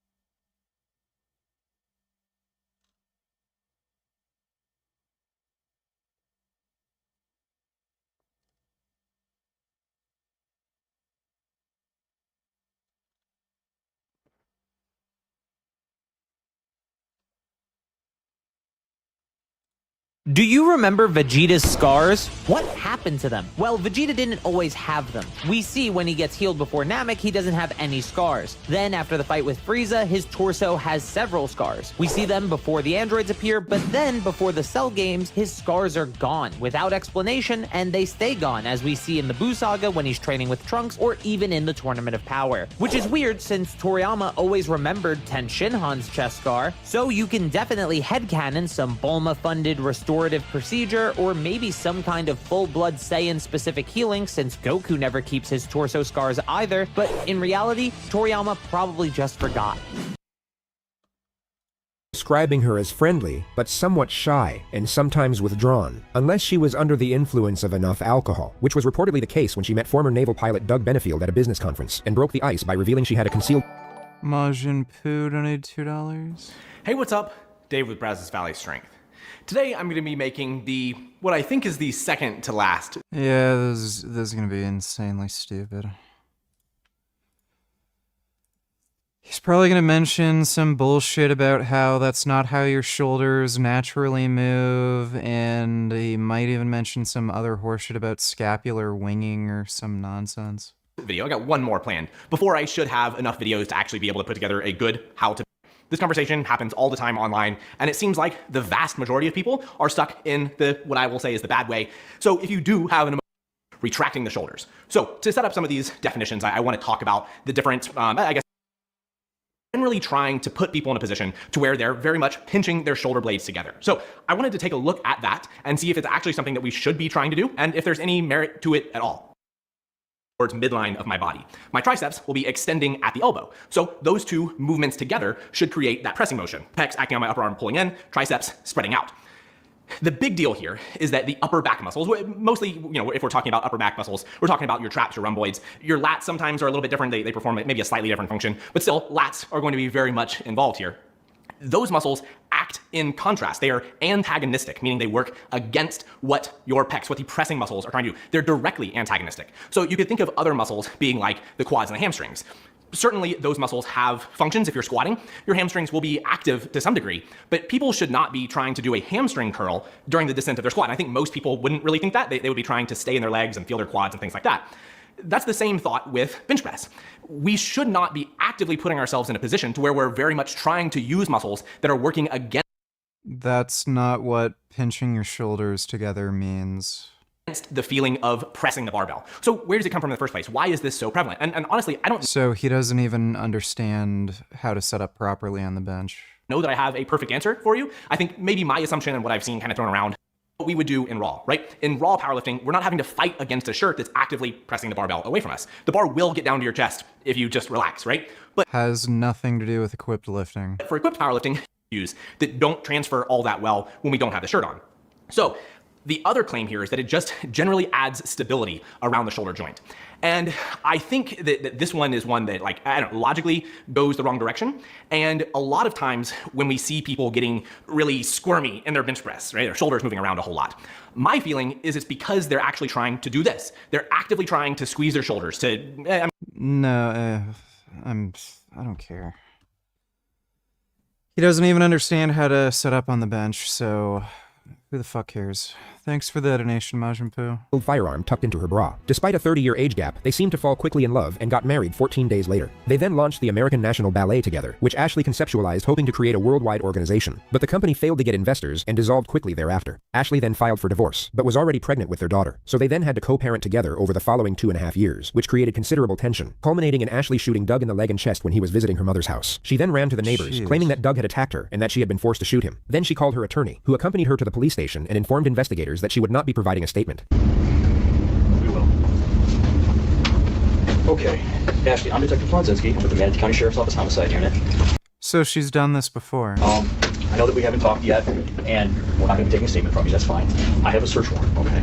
And your attorney's here, I'm going to give it a copy to both of you so you guys can read it. I'm going to actually read it to you first. But no one can stop this process, just so you know, because it is a search warrant, all right? You can't refuse it.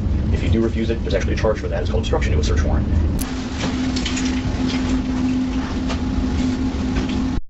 We're going to stop recording? Yes. Okay. Yes. Are you all right? Oh, I'm fine.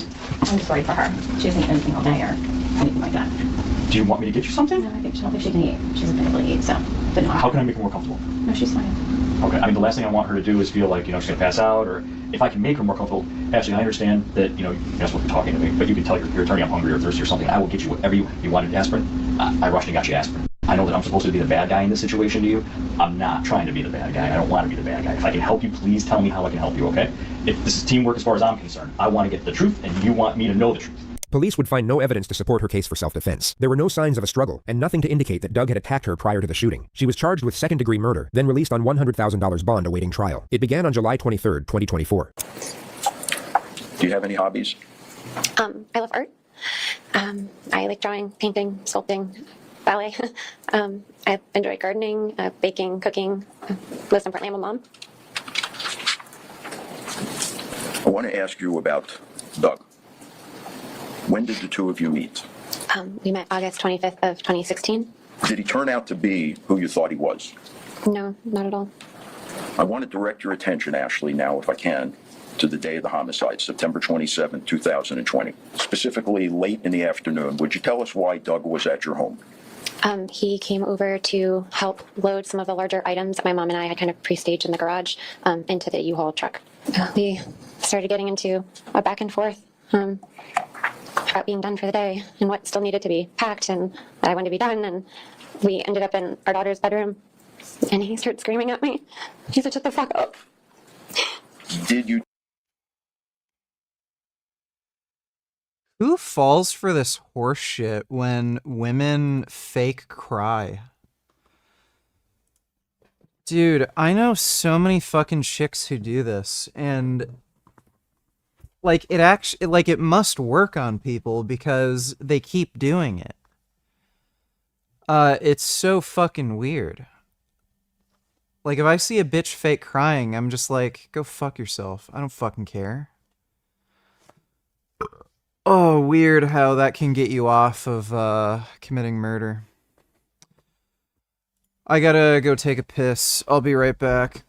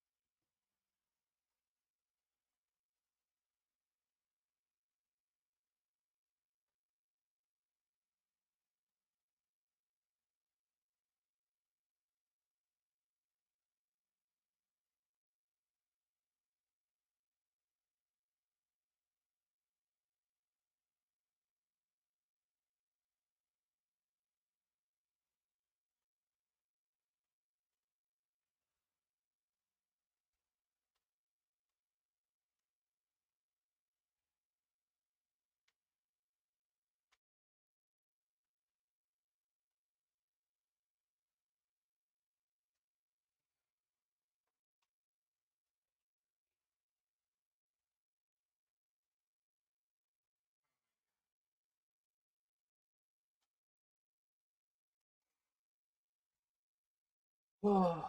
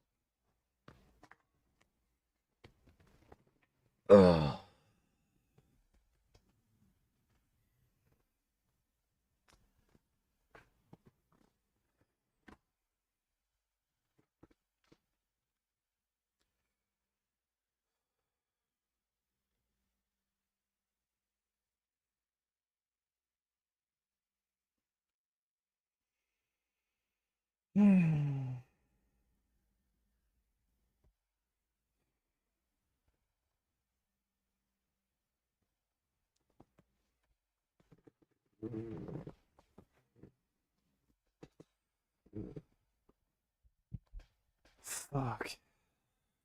Take any steps to try to avoid anything further? Yes, I ran to try to leave the house. He stops her from leaving, so she runs upstairs. Where? To my room. Why? I was scared. She grabs one of the 2 guns she had in her bedroom. And what do you see, Ashley, when you look up? Oh, weird. She's crying, but no tears are coming out. It's almost as if she's faking it. I don't know how the fuck dumb bitches get away with doing this. Doug was standing in the doorway. His face was red. Like the veins were bulging in his neck. His eyes were black. Does he yell anything at you? He said, "You're fucking done." At that point, Ashley, what are you thinking? I thought he was gonna kill me. If I wore the wrong thing, he would call me a whore or a slut. I feel like I couldn't do anything right. I feel like I'd made a really big mistake marrying him. Sometimes he would drive really scary, yelling and screaming at me, like running up on curbs. One time he almost hit a tree. I would like to just start with a couple of issues. So Doug had a vasectomy removal in April of 2017, right? Yes. And you paid for that? Part of it went on my debit card or my credit card. And your intention was to get pregnant? Yes, we had talked about that, yeah. During this time, you said he had started criticizing you, right? About the way you looked, your clothes, the way you acted. He was, according to you, he tried to flip a table, threw a chair. Jalen, I tell her, when you get older, would you like having the top of your hair be black but the sides gray? Is that a good look? Rather it just all be gray. I don't really care though. It's not like anything matters. Thanks for the donation, Jalen. Right? Yes. He would scream at you. Yes. He would call you slut and whore. Yes. And you want a baby.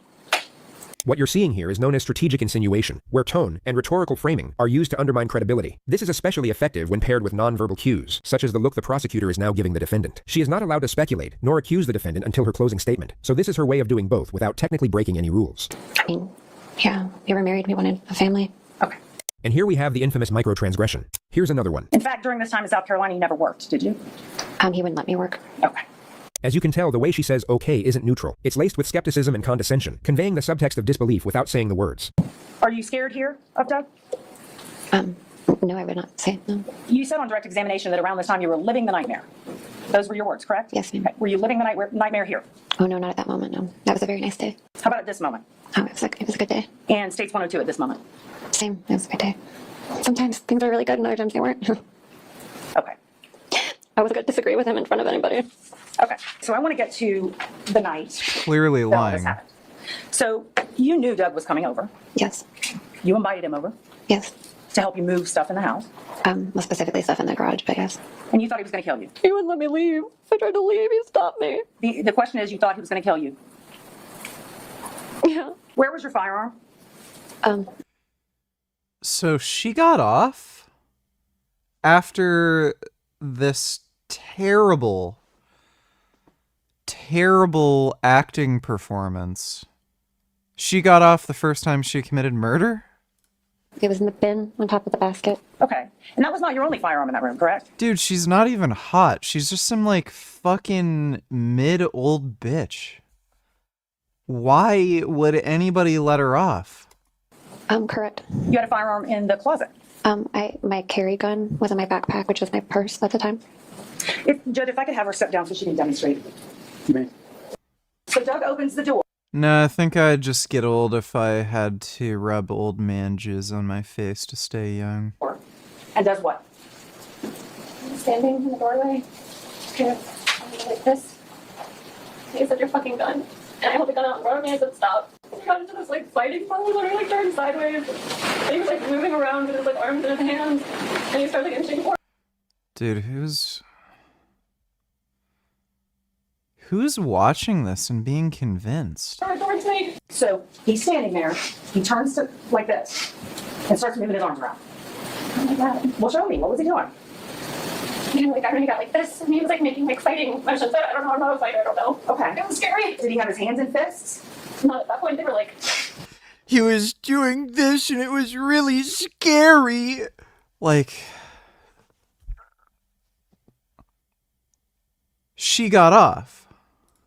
I don't know. So you start shooting, and he falls down on his back. Which car dealer is best? Alfa Romeo, Ford, Fiat, Chevrolet, Buick, BYD, Honda, Hyundai, Kia, Jeep, Jaguar, Jurita, GMC, His legs went up in the air. Okay, where did his legs go? In the air. How high in the air? I don't know. And were you still shooting at the time? I don't remember. You can have a seat.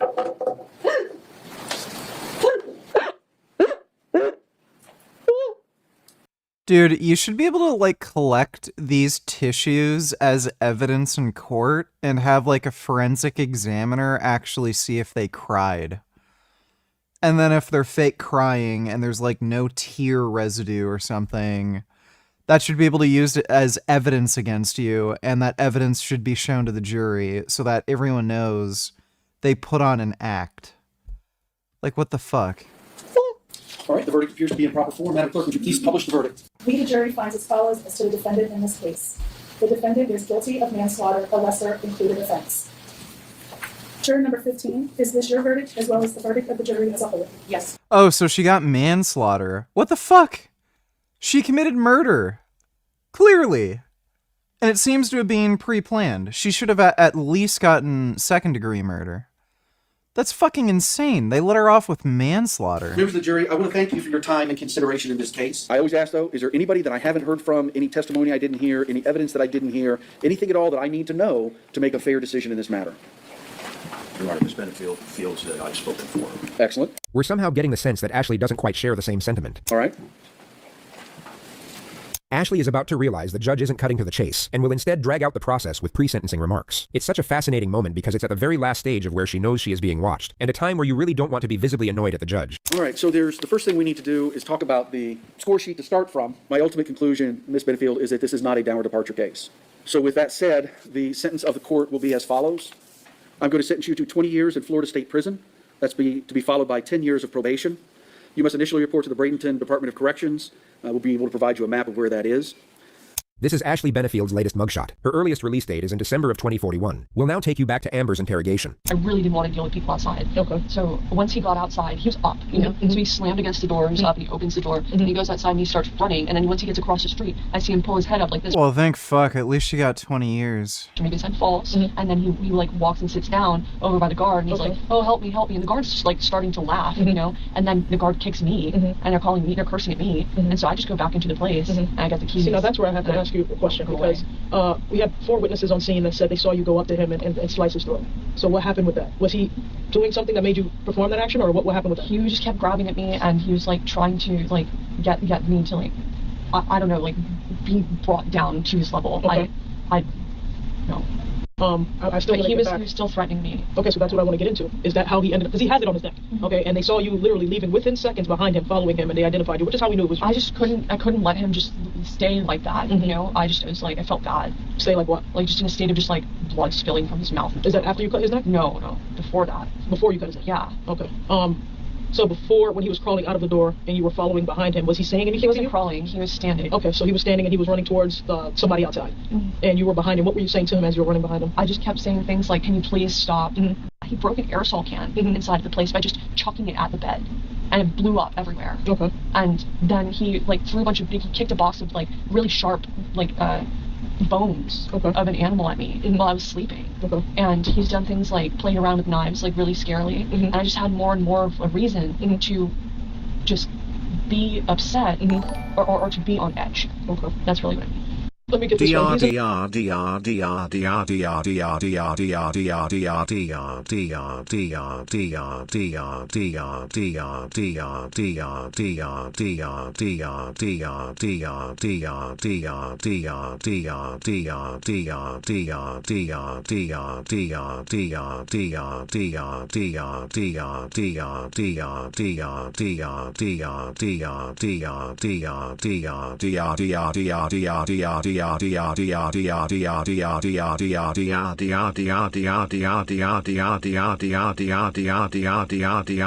Can you say his name? DR. Thanks for the donation, Dr. Richard. In the house playing around with the gun, and he supposedly points it at you. You managed to get it out of his hand. He does, yes. And then fire it at his head. At this time, he's now on his butt at the front door. Is that where everything kind of happened? Yeah, I was sleeping there with my head against the door on the futon. And so when he approached me, that all happened. And then he sat back. And then he got up. After getting shot in the face. He was like screaming on the trip. He was like, "You're ruining this for me." And I was just like, I don't understand what I did wrong. Like, I was just laying on the couch and trying to go to sleep. I'm trying to look cute, you know, like with your little bear blanket or whatever. So now once he's on the ground after he's shot, then what? He gets up. He goes and slams his body up against the door. He opens the door. He runs outside. But I thought you said you stabbed him again before he ran out. I didn't stab him. I cut him. Okay, so you cut him before he ran out. Yeah. Okay. Did you cut his throat before he ran out or after? Before and after.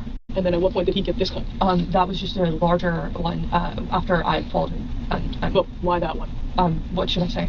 What should you say? What happened? Of course. Yeah. Why that cut here? It was just trying to send a statement to him? No. There was no statement or anything. I was just looking to do whatever it took to get him down. Okay, because now what I'm understanding is he's trying to separate himself from you and go and get help.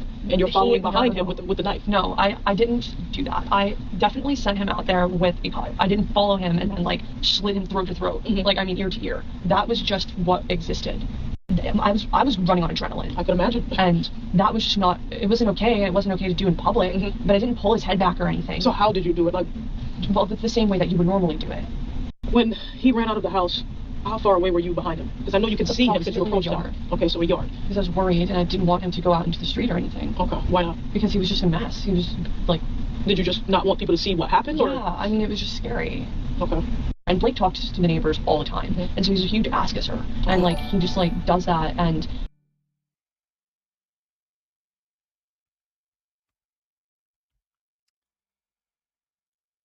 You don't need to know, CDG. Thanks for the donation, dude. Hey, Gummy. What's my gum doing? Is gum being a good gum?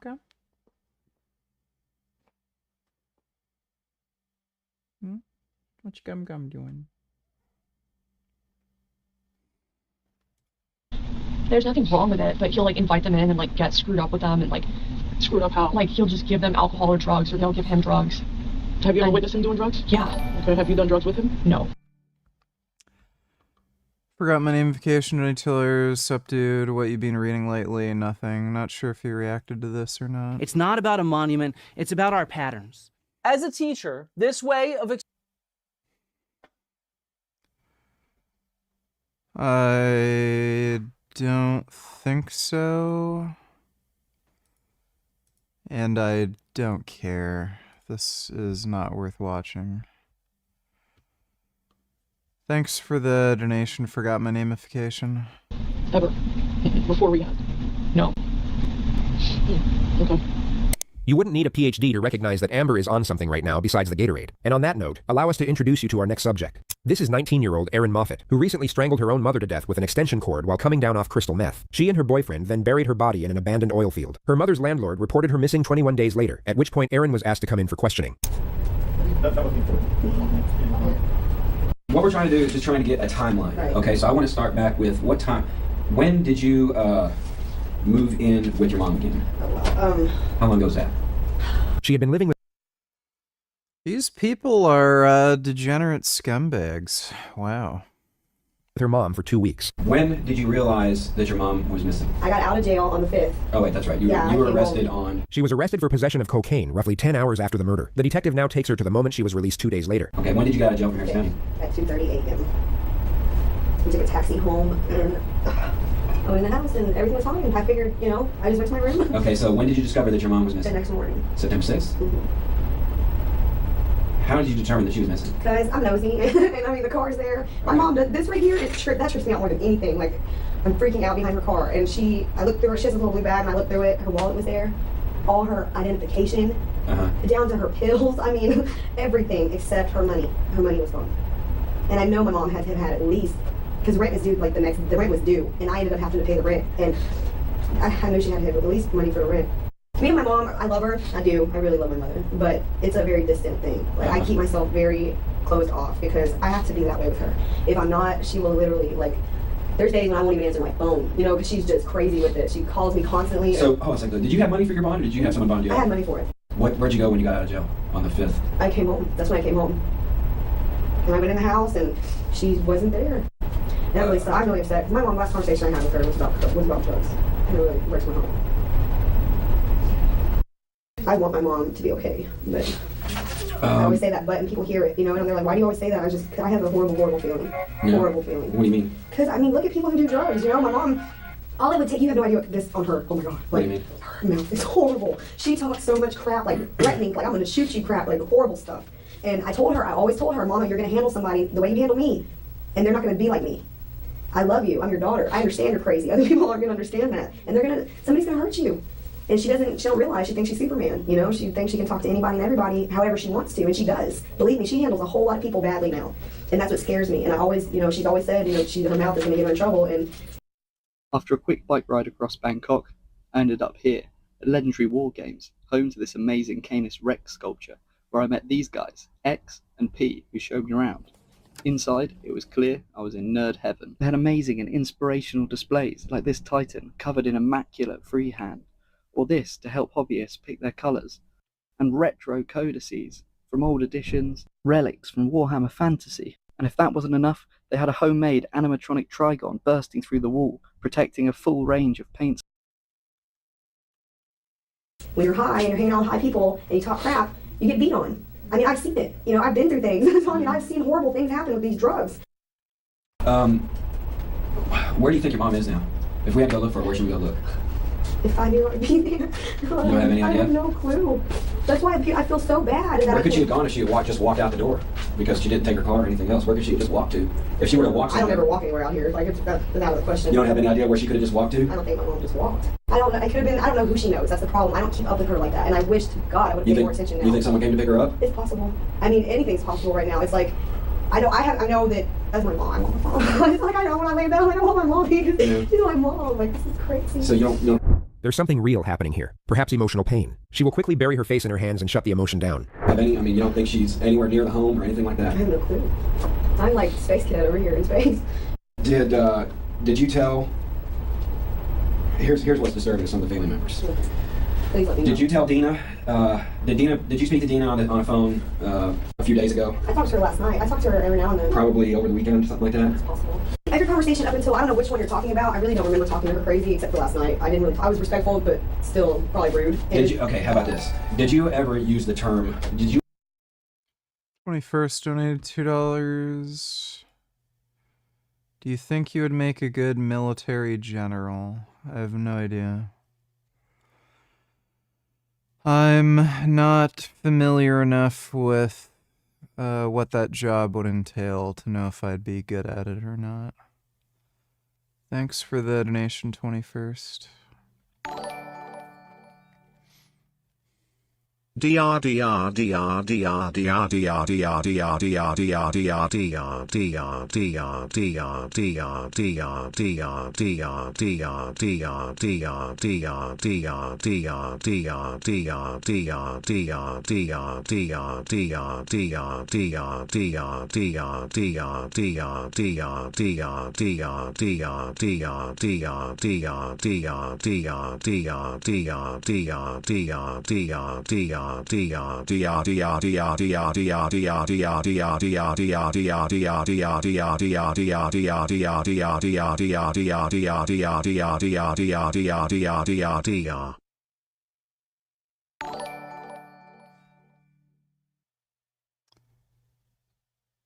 That's great. Thanks for the donation, dude. Did you ever use the word shovel and your mom in the same sentence when you were speaking to Dina? Oh, yes, I did. I said, she said, why don't you go look for her? And I said, well, what do you want me to do? Grab a shovel? Okay. Because, and I'm sorry, but I'm very unemotional. I'm very, very closed off. And So do you think that your mom is dead? I totally tell you absolutely, I'm not kidding. So you have no idea where she's at? Do you suspect that she's in the ground somewhere? No, I mean, I'm not sure, but I mean, I'm saying, like, you know, people, I'm telling her, I told you, y'all don't know her the way I know her.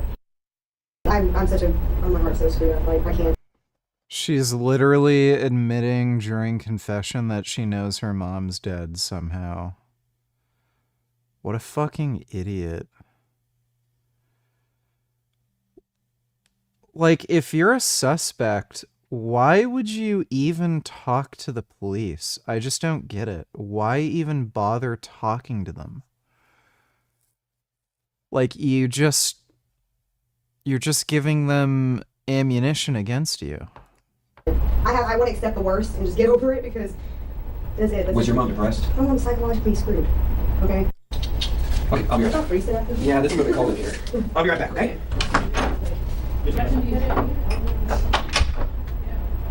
When police searched her mom's trailer, they discovered a missing carpet, blood underneath the rug, and a power cord lying right next to where the blood was found. They called Aaron's now ex-boyfriend to come in multiple times for questioning. He would turn up at the police station on the exact day they were set to conduct Aaron's second interview. It had been 28 days since the murder. Okay. Please, Ryan, you want a drink? Just let me know. Okay, thank you. Okay, Corey. Station name for the record for me, please. Michael Corey Lewis. Michael Corey Lewis. I'm glad that we finally got a chance to meet up. Before we begin, what I'm going to do is I'm going to read you your statement of Miranda rights, okay? You know what that is? Yes, sir. Okay. Okay, so as we've spoken on the phone a couple times, and as you know, what we're trying to do is establish a timeline for Jana's disappearance. Is that her mom? Yeah, Shannon. Okay. You may know her as Shannon, is that correct? Ashland's? I don't remember her name on there twice. Okay, Ashland's mom? Yes, sir. Okay, so you're familiar with Ashland? Yes, sir. Or Aaron, right? Aaron. Moffett. Okay, so you've met her mom twice. Her name is Jana Shannon Moffett. Okay. Okay. So when did you, on the 2nd, because we're talking about, she was arrested at about 2:30 in the morning in Friendswood on the 3rd. Black Hawk at 528. Right, okay, so you remember that? Yes, sir. You got that time frame in your head? You remember when that was? Yes, sir. Okay. Take me 12 hours prior to that. I was at my trailer. And describe to me each hour of that day. He claims he was in his trailer for the entire day until he picked up Aaron at 11 p.m. to drive to Friendswood. Jana had been dead for roughly 10 hours at this point. Were y'all going to get dope or what? I believe she was. Okay. What was her frame of mind then? Meaning, how was she acting? Well, she had a big bottle of pills, which Xanax. Uh-huh. It was like blue pills. Uh-huh. I don't even know. I mean, was she acting different? Yeah, or? she was on something. She was on something? Definitely. Well, when did she not? Yeah. Did Jana or did Ashley ever tell you that Jana was missing? Yeah, whenever she got home. When she got home? When she got released. She got the taxi cab to my... What did she say about it? My mom's gone. All her stuff's here. Her money's here. Phone, cigarettes, keys. On the night of the 2nd, when you and Aaron Nigga, went to why don't you ever play Fortnite on stream? Well, I'm not a retarded, degenerate 12-year-old who would ever consider playing Fortnite. That's why I don't play Fortnite on stream. Thanks for the donation, Kid Boo. What did she mention anything about her mother? Not really. No? She's trying to avoid it, I guess. I mean, what did she think that happened? I mean, I don't know. She told me their mom's like a druggie, and she was just giving me all kinds of information that I didn't really care for. It's important to note the detectives are not certain of Corey's involvement at this point. They have no concrete evidence that can implicate himself or Aaron, so everything you're about to see is entirely a bluff. Let's see, do you trust Aaron to... Ashlyn? Do you trust Ashlyn to keep quiet about secrets? I haven't told anybody any secrets. I don't keep secrets. You think she can keep something quiet? If she wanted to, I guess. She's pretty good at that. She likes me a lot, so yeah, probably. how long have you known her? Like I said, a couple months. Couple months? Maybe. When we do this type of interview, there's certain things that we already know the answers to that we're going to ask you, just to make sure that you're being honest with us. So let's, and I'm having I guess I got a few questions about the date on the 2nd. You said you had problems remembering dates, and yet you remember the 2nd. Why does that date? I don't remember. Y'all told me it was the 2nd. He's told me several times she got arrested on the 2nd. Mm-hmm. And so I'm assuming it was the 2nd. But that's okay. So what were you doing on the 2nd? Probably woke up like at 2, like I said, and then I don't know. She called me and said she had her mom's car. Okay. Remember again. Let me back up. This is your chance to kind of tell us what's going on. Many of you will already know that this is your chance, and this is your opportunity, are pressure tactics disguised as benevolence. The thing is, that doesn't work on the suspect here. What does work is what the detective says next, or more specifically, how she says it. I have no idea. We already know what's going on, so this is your chance. This is your opportunity. That's what you don't understand right now is we know. We know. We know you were in the trailer that day. We know you were there. We know about the blood on the carpet. We know about the cord. We know about the rug. We know about the trunk. We know about the ride. We know about the dump. Do you trust Erin? We will be down there tonight. We will be speaking to her probably about 2 a.m.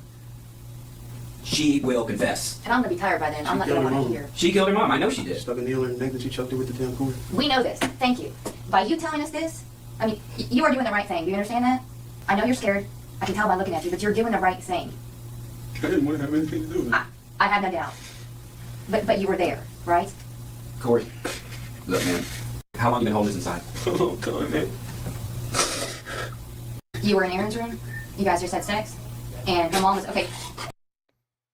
These people are so stupid. Like, he could have walked out of there if he just said, I'm not saying anything. Don't have anything to share. Don't need to talk to you. Could have just walked out. My God. Yeah, criminals are generally pretty stupid, dude. Will you weigh yourself at the end of the cut? I don't know. It depends on whether or not I get a scale. It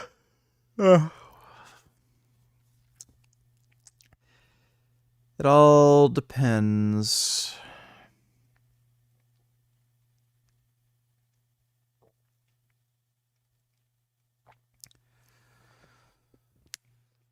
Oh my God.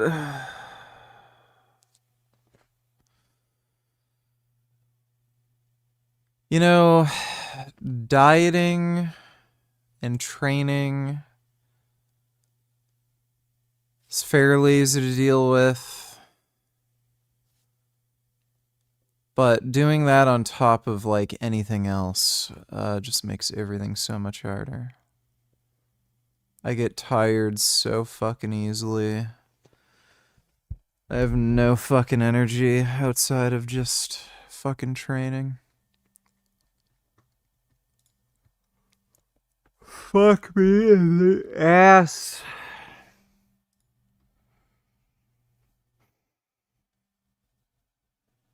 Let's see. This is footage from today's vlog. It's benching 3 plates.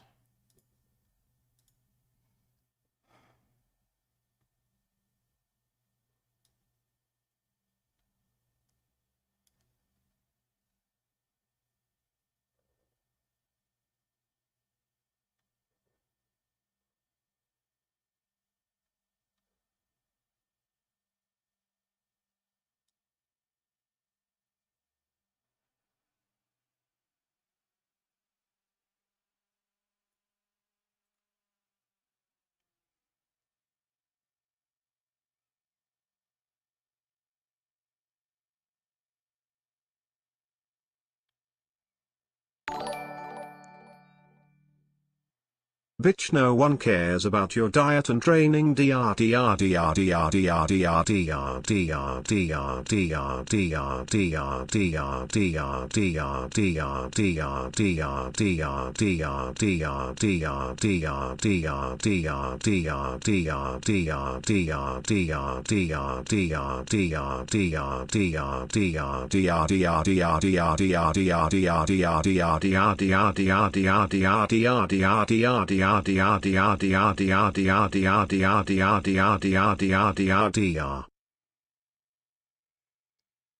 That's nice. Thanks for the donation, retard.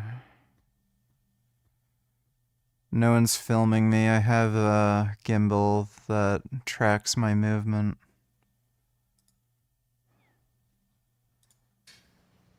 I'd say I'm looking pretty jacked.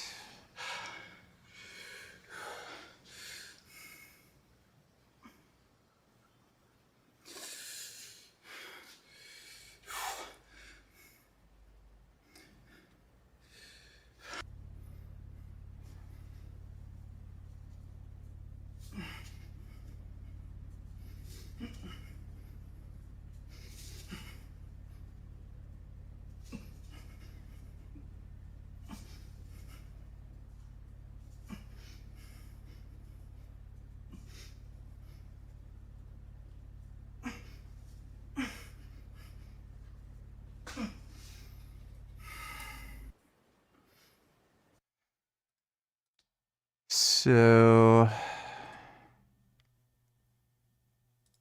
yeah, I've gotten everything edited together. I just need to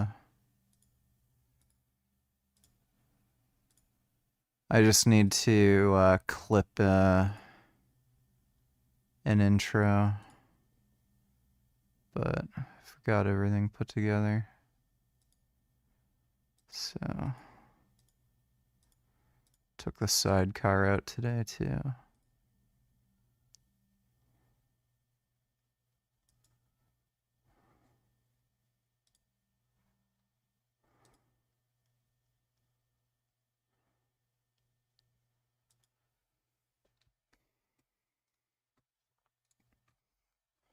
Help me out here because the computer's not. Is it insane to eat 100 grams of fiber a day? I don't really like try super hard to do it, I just do. My friends say that's insane to and it's too much fiber. Is too much fiber even a thing? It's fine to eat 100 grams of fiber if you want. You can do whatever the fuck you want. You're an adult. You can eat lollipops and ice cream all day if you want. Do whatever the fuck you feel like. I don't know why you need my permission to eat fucking beans. Thanks for the donation, Sky. No longer there. I think Aaron called. Right by the door on the left. Right when you walk in the front door to the left. Okay. Where the stain is, correct? Like, stays right here, the computer. Okay. Because the computer's no longer there, is why I'm asking. She probably pawned it. Okay. Forgive my drawing, but we're gonna say this is inside of the trailer, okay? Then she's the one that. And she snatched the cord out of the wall. Where were you when this happened? Tell us where you were at. There. Did you hold her mom down? No. You didn't hold her down? Come on, Corey. You're doing good. Buddy, you're doing good. I'm scared shitless, man. I imagine. I understand that. I imagine. I believe you. Hastings oil field. Huh? Hastings oil field. Is that where she's at? I mean, I imagine panic. Everybody was panicked. Yeah, I went with it because she just fucking killed somebody. Oh, sure. They take him back to the moment they were both in Aaron's room, just before the murder. And so what happened? Was she talking about what she was going to do, or she said she was going to go out and kill her mom? And she did, and I stood there and watched. What has Aaron been saying after this? I mean, She's been trying to keep me covered up. Aaron was arrested the next day and informed that Corey had already told them everything. Aaron, don't say anything until you sign this document. Okay? We're going to keep this the way it should be. And then you'll have your opportunity to talk. What I did was wrong. I know that. what do you mean what you did was wrong? Y'all said y'all put court.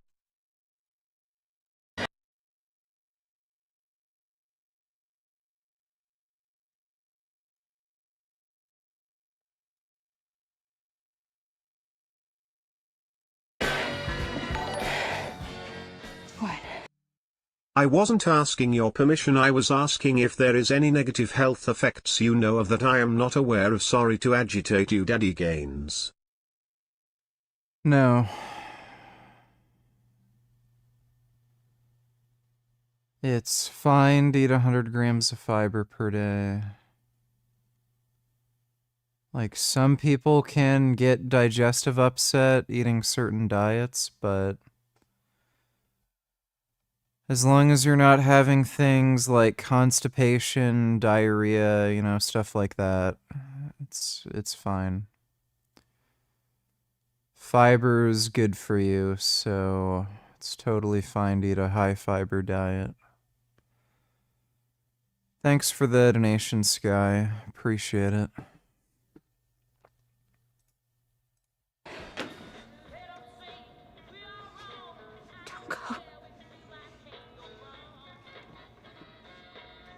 Oh my god.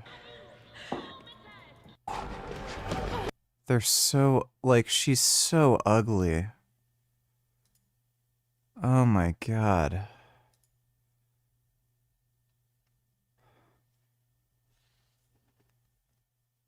Why would they hire this chick to play Ellie?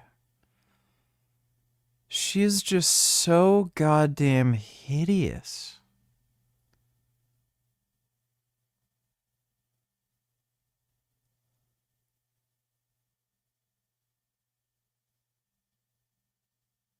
Just every time I see her face, I just can't fucking get over it. Who the fuck would ever want this person in front of a camera?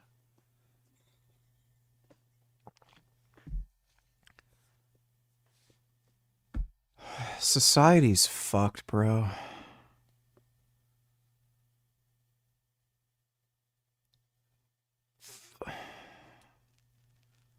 I don't know why, like, do people just want to make less money? Is that what they were thinking? Gee, we're gonna make a live action series off of this really popular video game franchise. Let's make sure we lose money. What's the best way to make sure people don't watch the show? Oh, I know. Let's have the main character be just frighteningly hideous. That'll work. Like, that had to have been what they were fucking thinking. Unicorn Jizz, donate $2. Let me see.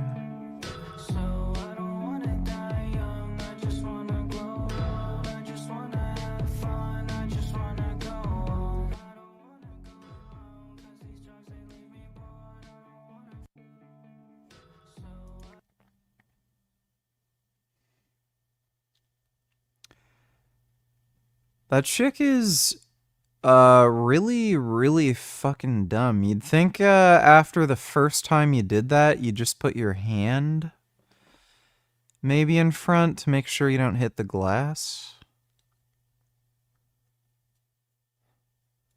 Dude, there's some weird fucking videos where, like, people do the most bizarre shit walking through glass.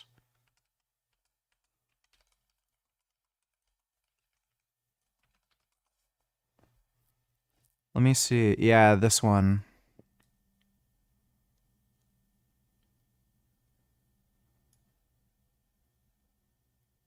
This one is really weird.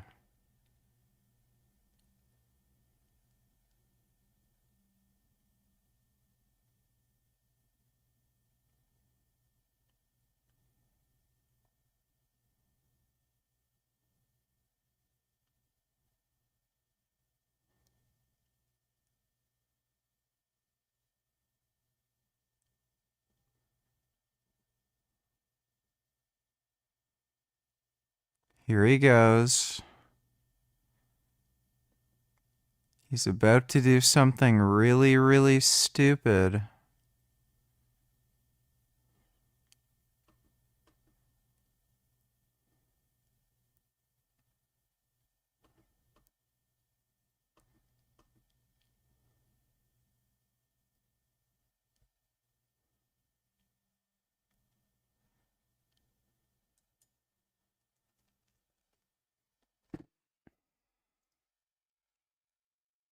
I have no idea why. You can find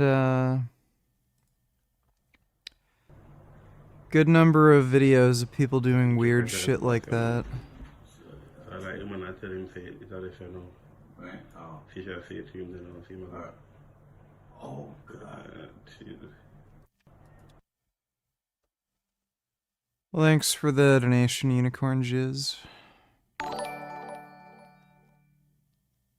I don't know why someone would kill someone else. I would rather just die. Also, what was that Sky person who was that P2 activist who you debated on culling carnivores, and he was just super cringe?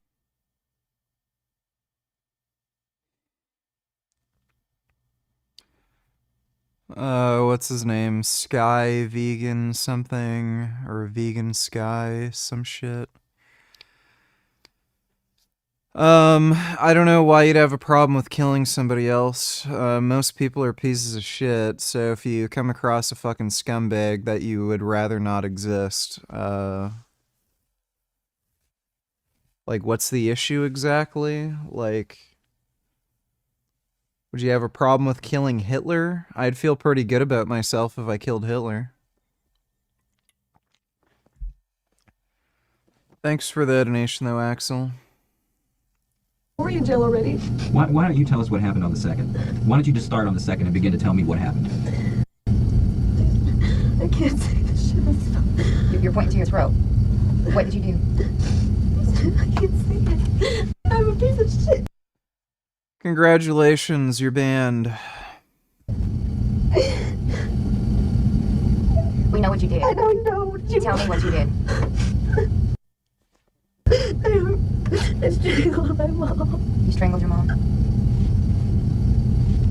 I got angry at her and I said something stupid and Corey was like, and people just feed into my negativity and if you were to just shut me the hell up, I wouldn't say anything, I would be quiet, but he fucking fed into it and it makes my ego big and then I... What did he tell you?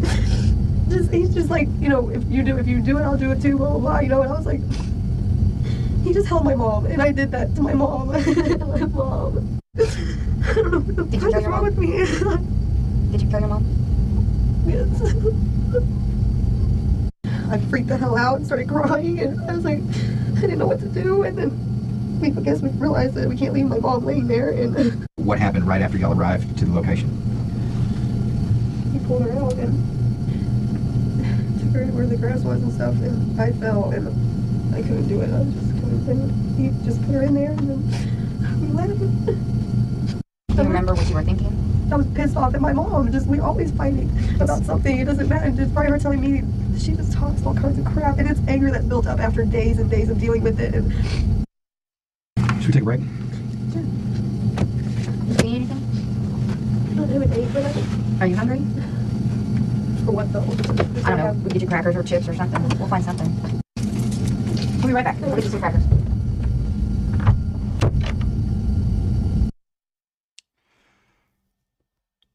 I don't know if Last of Us would... Like, what's the point of making an animated Last of Us TV series? Like, you already have the video game. The video game's animated. So, unless they were gonna do, like, some kind of canonical side story, like, just something the video game didn't explore, that would be a little too expensive to shoot live action, then it would make sense to animate it, but if you're just gonna retell the same story, why would you just bother making an animated series that just follows the video game? When it makes sense. So was this his idea or your idea? mine. Yours. But he was right there with me the whole time. What do you think should happen here? You've already said you understand what you did was wrong, correct? What do you think should happen? I mean, do you understand the severity of what's going on? You do. What typically happens in this type of scenario? People go to prison. I know I'm in trouble. I deserve to be in trouble. I just know. Why do you feel like you deserve it? Because look, my mom. My mom. You understand that you'll be charged for homicide? You understand that? Yeah. For killing your mom.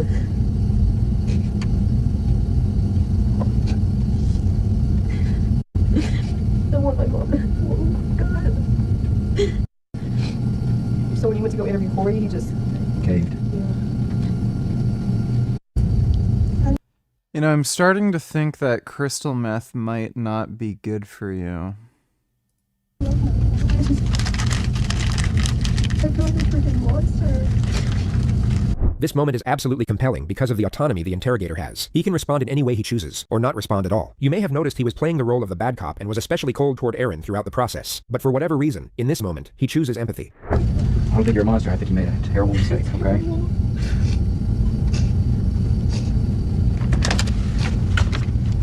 Was this your Coke? Yeah. Thank you. Corey Lewis was sentenced to 10 years for his role in the murder. It could not be proven that he held the victim down. Erin Ashlyn Moffat got a 50-year prison sentence. She will be eligible for parole by the time she's 44. Alright, so I know we're skipping around here, but I was going back to, you said that you were about a yard away from him as he's running. That's all I really remember. As he's running, getting help. He was on his knees at this point? Because you said you walked up next to him and did this. Yeah. How tall is he from you? Like, I was standing and he was like about this tall.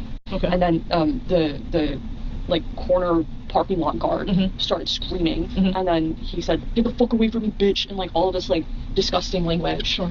And then that's when I went to the bamboo room for help. And now, why didn't you stay on scene if you were trying to get help? Why leave in a Monte Carlo? I just couldn't stay. I thought that I was going to be blamed for something because all those people, like with all the witnesses at that time, just trying to group their story and glue it together. I don't trust that. But why not stay and give your account of what happened? You know what I mean? Because I knew this would happen today. Knew what? Knew that if I showed it back on scene, somebody would call or I would go to the police station. I planned on getting my stuff, giving it to my dad, putting the car back and leaving, and then calling about this. But was he out there during that time? In the apartment complex next door. Yeah, I think he was. He was? Okay. He must have been. For him to have like seen me and been like, oh, this girl has to go to jail, and like call the police. Yeah. Oh, he said that during the time? Fucking business. Did he say that during the time? Kind of, but like I don't recall. Oh, okay. It was just a sentiment. Were any of those knives that you had on you the one that you used to cut Blake? Which one? The silver one. Okay. How many knives do you keep on you? 2.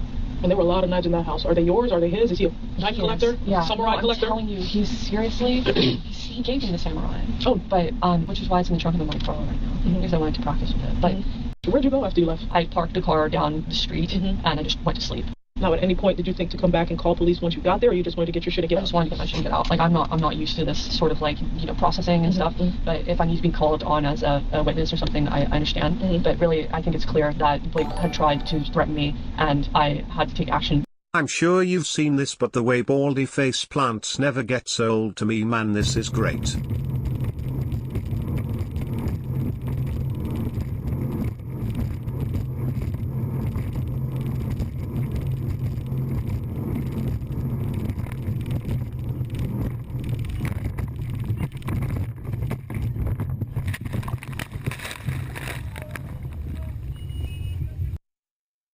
Yeah, he just flopped like a fish.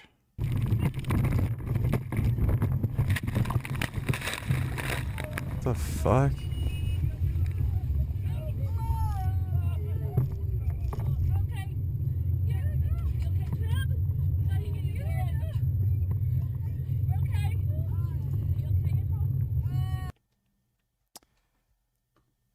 Well, he looked cool until he didn't anymore. Thanks for the donation, Unicorn Jizz. To just get him done. Okay. And when you say done, what do you mean by that? Just away, No more. dead? Away. Okay. What I'm trying to say is that I wasn't being like ultra aggressive. So by him bleeding, because you said you couldn't wait to see it done. You know, like as in I could not stay around it like without like checking to see if this guy was not going to get up again. He got shot and got up. Okay, and then he left outside, and you followed him. You were within a yard of him, and you cut him again. No. I'm not going to agree to that But kind you of literally statement. just said that. My brain had been, no, I did not. You said no, that I you said that my came up- mind was fuzzy. And that concludes the first real pushback of the interrogation, which leads us to our next 2 subjects. Do you mind if I keep the door closed if we actually have people walking by? And is that cool? This is Katrina Ben, who according to these investigators, was the most confident suspect they've ever dealt with. She began dating a popular car salesman called Eric Samoa in May of 2012, and although he was upfront with her about seeing another woman at the time, Katrina believed, or at least hoped, that she would be the one he'd eventually choose. But early one morning, shortly after they had slept together, she discovered Eric had called the other woman while she was there. What she was unaware of, and what you will see her find out in real time, was that Eric was calling the other woman to break up with her. Katrina then waited for him to go to sleep, then shot him in the head. Eric was discovered the next day during a welfare check, and Katrina, being the last person he was texting, was asked to come in for questioning. Police would later testify that she seemed genuinely distraught when she was informed of Eric's murder. So you moved in the high rise how long ago? March 11th. Yeah, probably better off just staying single. If you have to put up with this shit. Getting your head blown off by some jealous crazy bitch. I believe. And okay, and how'd you meet up? I met Eric outside, like 2 weeks after I'd been there. I think we get off work or get in about the same time. So Dude, I used to get that's off around like 6. especially fucked. Like, you even tell her ahead of time, I'm seeing another chick, just so you know, I don't want to cheat on you, but, you know, I just need multiple women.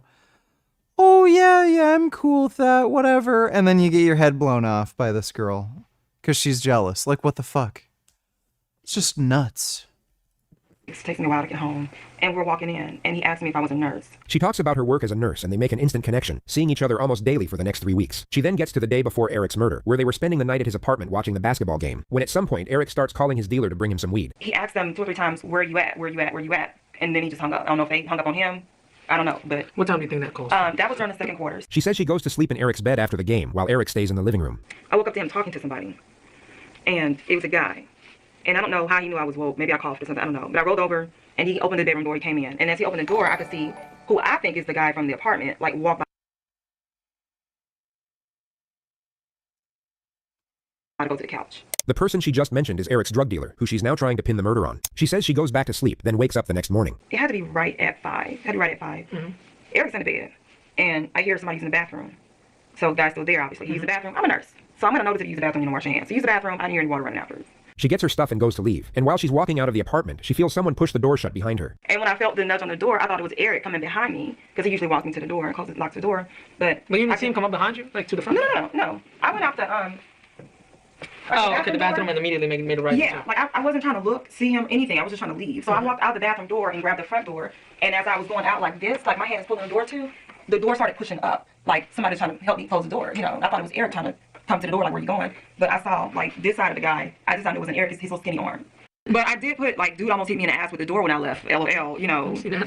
Right here. Wow, that's crazy. This detective would later testify that he believed Katrina was innocent by this moment. The truth is that she had sent the text message after Eric was already dead. Katrina left soon after this moment. The investigators then located and arrested Eric's drug dealer. He denied ever having been inside Eric's apartment. Katrina was asked to come back in, a week after her first interview. Hey, Trina. Hey, how are you? Good, how are you? Tired. Hi. You have more questions? Yeah. Do you have some time? Okay, cool. The detectives are once again suspicious, especially this one. The main thing they're doing here is getting a read on Katrina. Her answers aren't as important to them as how she responds to this situation. All right, so we're still like in the middle of things. Okay. And like I told you before, you shed so much light on Eric that, you know, we haven't gotten from a lot of people. And this will be like our only opportunity while you're here to maybe just go over the story just maybe one more time. Maybe you just remember something just a tiny bit more that might give us we need to arrest as Is there soon as something possible. in particular you just want to know? What Katrina is doing here is very rare. She is confronting the unspoken tension instead of avoiding it, and dictating the atmosphere as a result. She's sitting in a room with the 2 lead investigators for the murder she committed, telling them to cut to the chase. That's everything that I said before. You can ask me anything. Really, I think if you could kind of go through the story again over the last, I think it was like Thursdays where you started, because we're trying to establish like everybody he talked to, was with, Is this a camera? place he went. Yeah. You guys recorded it, right? The first one? Yeah. Right. No. We have follow-up questions from your first Okay, well, just ask me what you want me to know, because I don't want to go through all this again. That was a long time. I don't want to go through it all again. You can just ask me directly. I don't care. Ask me anything. All right. Okay. Oh, that's fine. Did he grab the door anywhere? Do you remember? He apparently had to touch it. I don't know. He was shutting the door. He was touching it somewhere. So you got out from the bedroom, through the closet, and out that way. And he came up somewhere from the living room area, and we on the way touched the door. All right. Do you remember any phone calls he made, like say after midnight that night? Because there's a couple like unknown numbers that we're trying to figure out who they were. Yeah. And I went to sleep after sex, so he might have been up on the phone. I have no idea. Right. The last thing they do is bring her photographs of Eric's apartment to see if anything is out of place or missing. So when did it sink in? Last night. Really? You're pretty much numb on all day yesterday? Yep. Very tired now. I know the feeling. We've been pretty much working around the clock for about a week now. She doesn't see anything worth mentioning in the photographs. I think it was the one. Eric, I think he was the one for me. Actually, no. But he was trying to convince me that he was the one. Really? That's why I was like, I don't know. I mean, we got closer and closer. We were very close. But I knew he was a ladies' man. I knew he was a ladies' man. Dude, this chick is manipulative as fuck. Holy crap.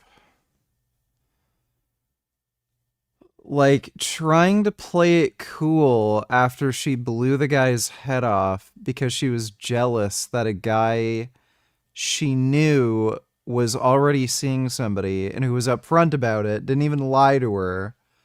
Just nuts.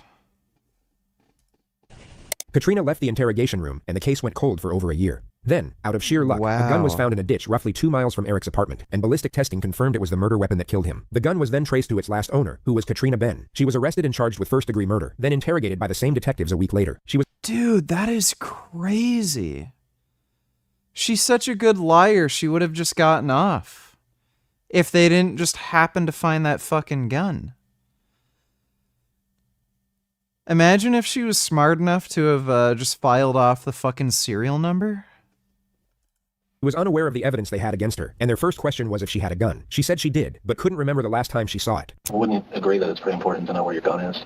It is. I totally agree. But I don't want to make up any stories. I learned when I try to make up stuff, So then, it's in my possession. where did you originally obtain the gun? At a pawn shop. Where? Columbia, Mexico. What do you remember about when? 2003 when I had the stalker. 2003, 2004, a long time ago. You're pretty quick. Yeah, I understand some questions. All right, great. You're good. Trina, you are good. I'm telling you. It's easy to tell the truth. We found a gun. Okay? Oh, and you know where we found the gun.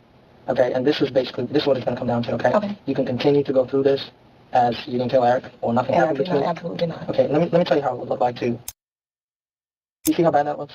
It doesn't make sense to me. Okay, well, let me tell you this. You don't think this is your gun? You think I'm just, like, making it up? I mean, I really and honestly do. Okay. So I don't know how would anybody have my gun. Nobody did have your gun. You had your gun. Okay. And it was Trina, let me tell you. I mean, there's not just that. That's doing your job. I do. Your gun, the gun that's registered to you, we have your signature where you're getting the gun, is the murder weapon. That alone, there's no, I'm sorry, we have no doubt. Saying that you think I'm good and I'm smart. What else did you learn about him that night? That's it. Eric's an awesome man. I absolutely miss Did you hear him arguing with his girlfriend? Oh, no. No? Mm-mm.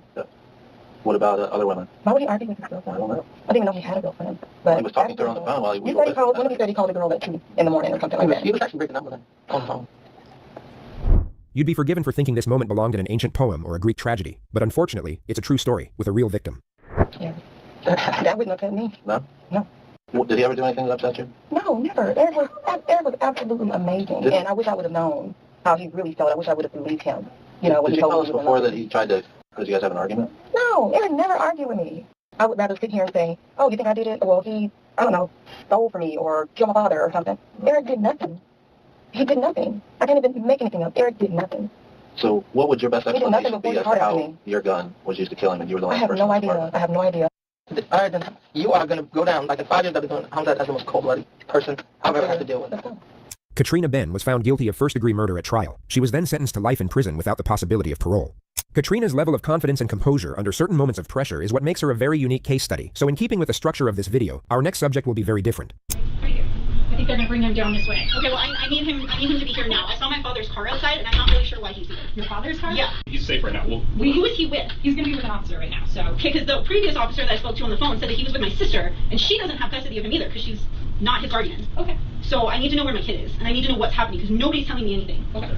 Fair enough. I don't know what's happening either. I just got here as well. I was just told come walk you in, so I'm sure they're bringing somebody down. We're going to tell you what's going to happen. Do you want to take a seat for a second?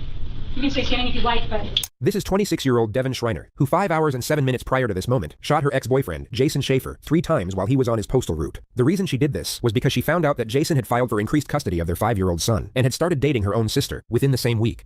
Devin is herself a postal worker, so she thought that by leaving her postal scanner 20 miles from the crime scene, she would have a simple alibi, that she was at work during the time of the shooting. The issue is that she underestimated how easily her movements could be tracked, as her own vehicle was caught on CCTV just a few blocks from the crime scene, identified by a missing hubcap on the passenger side. She was also captured on multiple cameras running back to her car from the shooting. Now what you just saw, as Devin entered this interrogation room, is her entire strategy. She will lean into this Oh man, what a dumbass.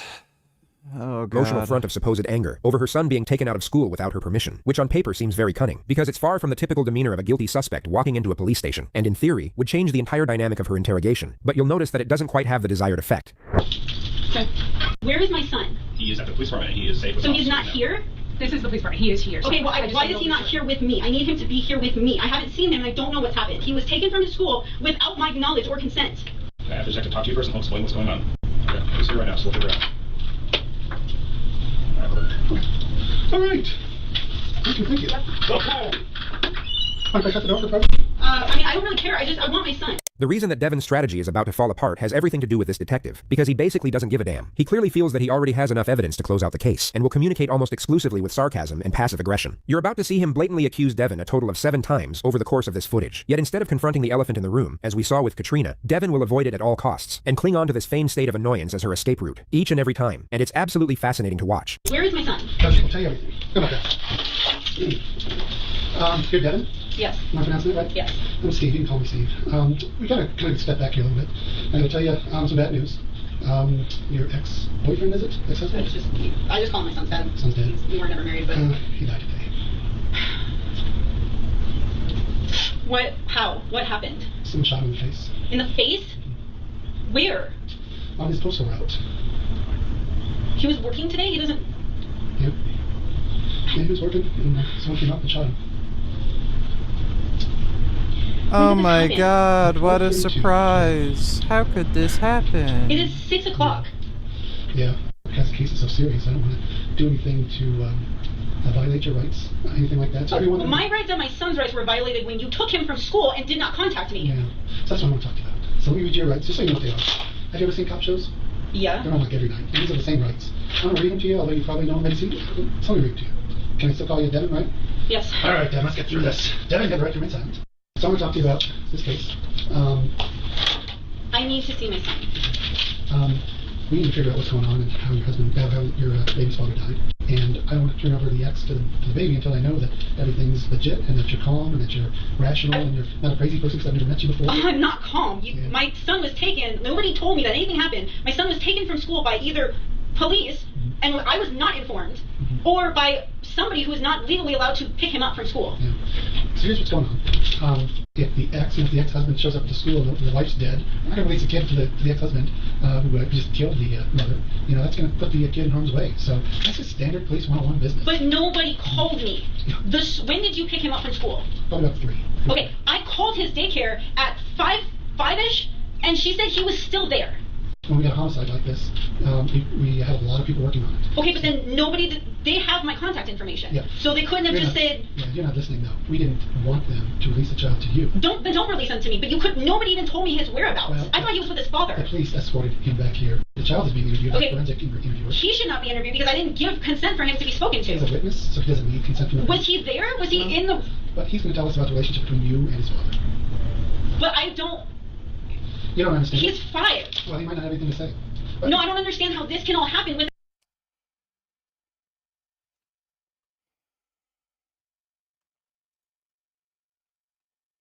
Alright,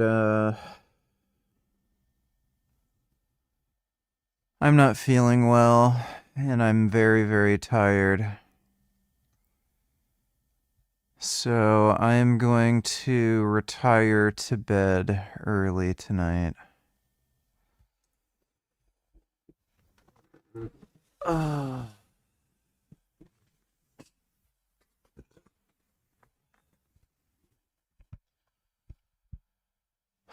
I might need a couple days off to, I don't know, recover, relax, straighten myself out, so on and so forth. So I'm not entirely sure if I'll be streaming tomorrow. There will be a new video out tomorrow, though. So I did film that today. It's mostly edited, so it should be out, like, by tomorrow afternoon. But, hope you all had fun. Big thanks to everyone who donated on Streamlabs. Congratulations, your band. And I may or may not see you tomorrow, but thanks again, everybody. Sweet dreams.